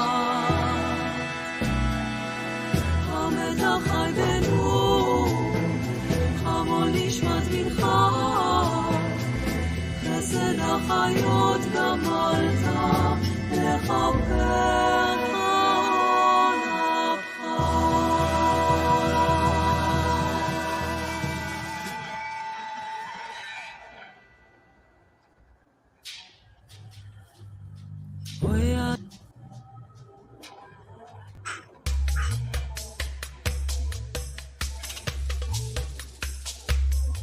מזמור לאמתך קלת And now you have to clear like that connection of like Beauty and the Beast right before and I was going to say, you also have Heroes Gamos.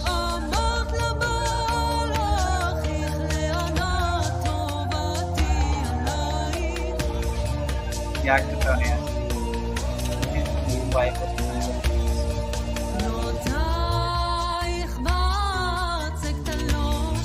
Eshu juxtaposed rolling seas is interesting.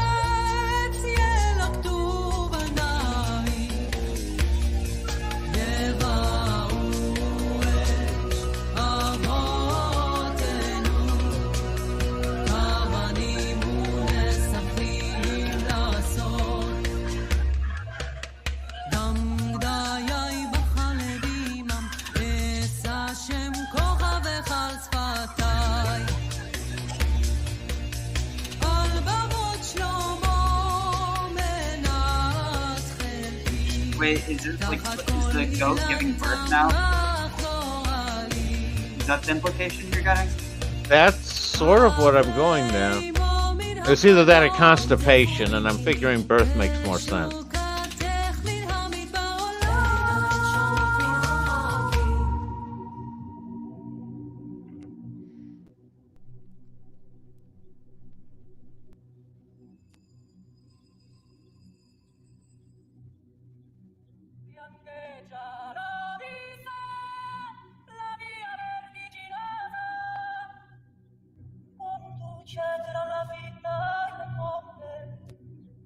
Is that Latin?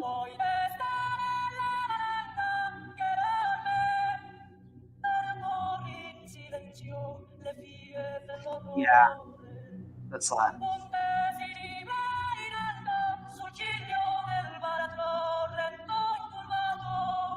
That was definitely some hair. What? That woman's hair. Did you see her walking down the steps? Yeah.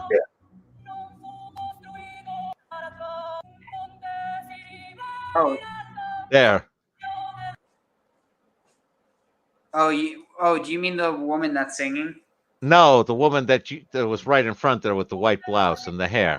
There, and right in front. That's not her hair. That's a hat.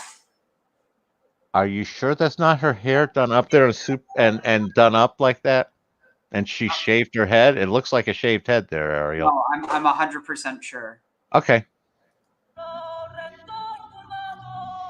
Yeah, it looked like that at first, but no.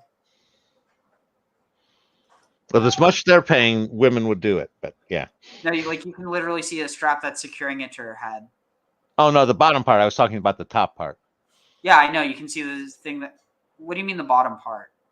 The bottom part around her ears definitely is not. But I'm saying the top above that looks shaved, and the whatever that extended thing on the top of her head is. No, that's what I'm saying. The strap is securing that to her. Okay. It looks like, I don't know. It's definitely a look. I mean, it's not really a look, but it's a look, but not a look you should go for. Not intentionally.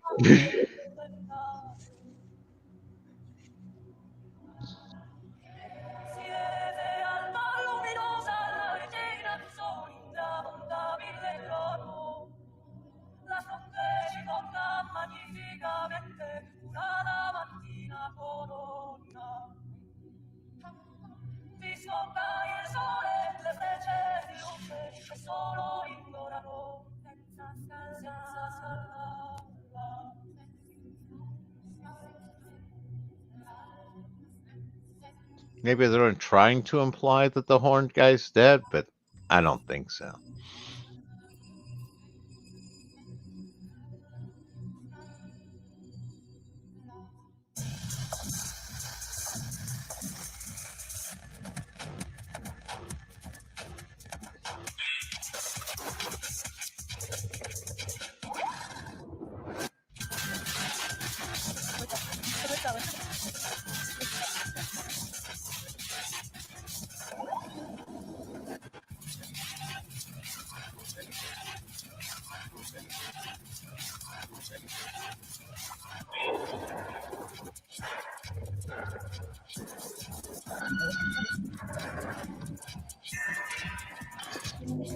I so want them dressed as a cowboy, a construction worker, a police officer, and a Native American.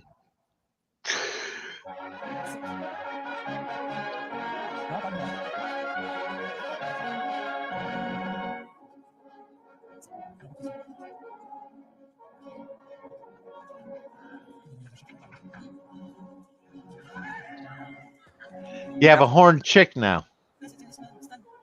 Wait, she has horns?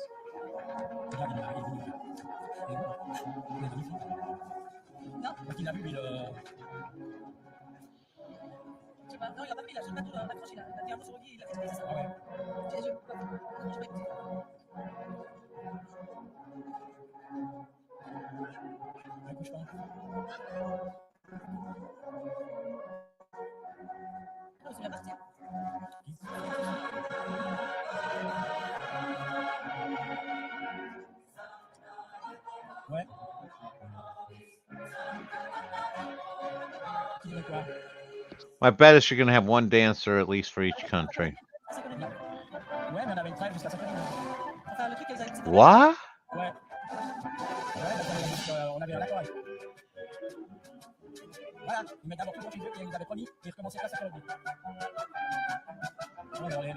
I'm sure those three heads are supposed to be somebody, but I don't know who.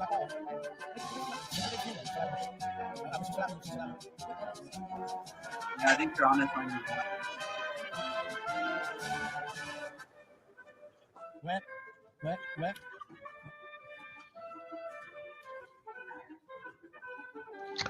My guess is the woman in red would be Spain with a flamenco dancer.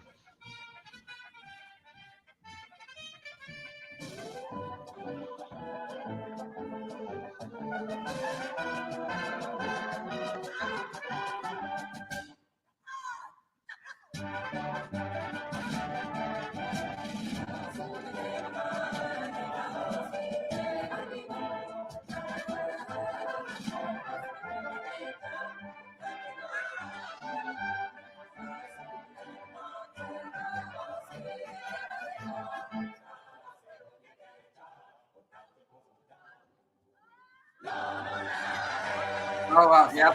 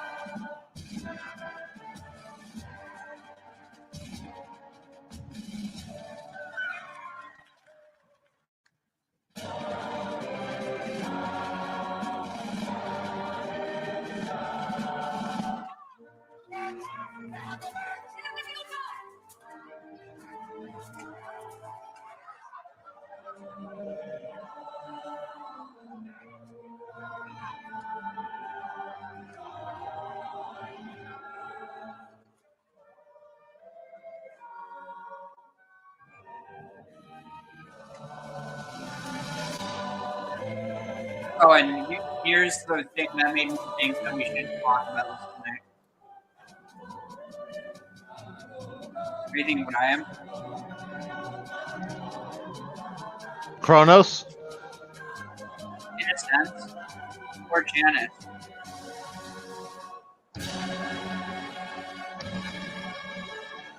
Yeah, probably more Kronos. We're literally bowing down before the clock. Yeah, no. That group strikes me as much more Saturnian than Janus. Biosol. They're celebrating against the train running on time.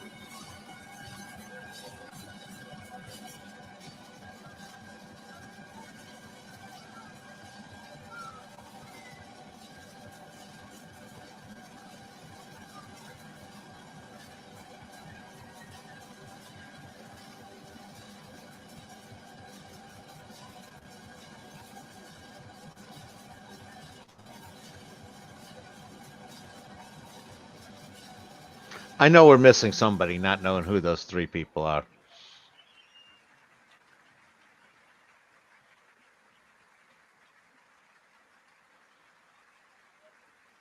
What?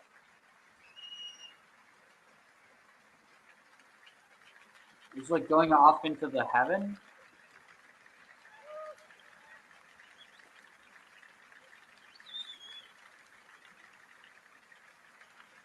Yep, that's it. Interesting. So yeah, that's a good place to end off here. But this was fun. Absolutely. Good Janus. Opening and closings. Yeah, so wow, yeah. I know. Here, let's just share some last thoughts and we'll close off in a minute.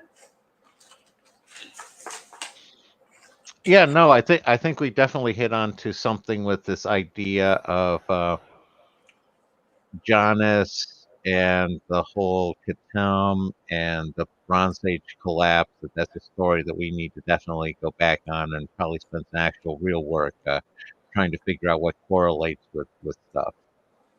But I think we hit something huge there. Definitely. This is some interesting stuff that I'm going to bring to my class tomorrow. Given it's not the one that's about Judaism, but this one, my teacher, he's really good. Dr. Blake Hartung, his area of expertise is on like the Desert Fathers of early Christianity. But the class is on what is it? It's Christianity. It's like heretics, saints, and emperors, or something like that. And so he knows a lot about this type of stuff. So a lot about the Greco-Roman world. But anyway, so I figured we could end this off at 420. So happy 420, everyone. And all.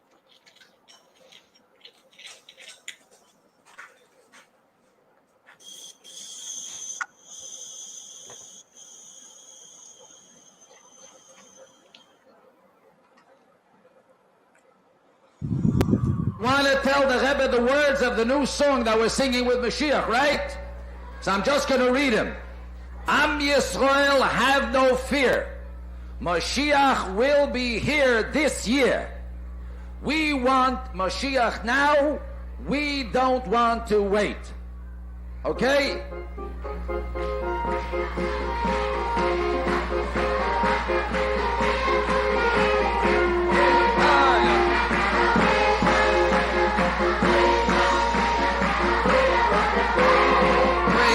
Mashiach now, we want Mashiach now, oh yeah, Am Yisrael, have no fear, Mashiach will be this year. Am Yisrael, have no fear, Mashiach will be here this year. We want Mashiach now, we want Mashiach now, we don't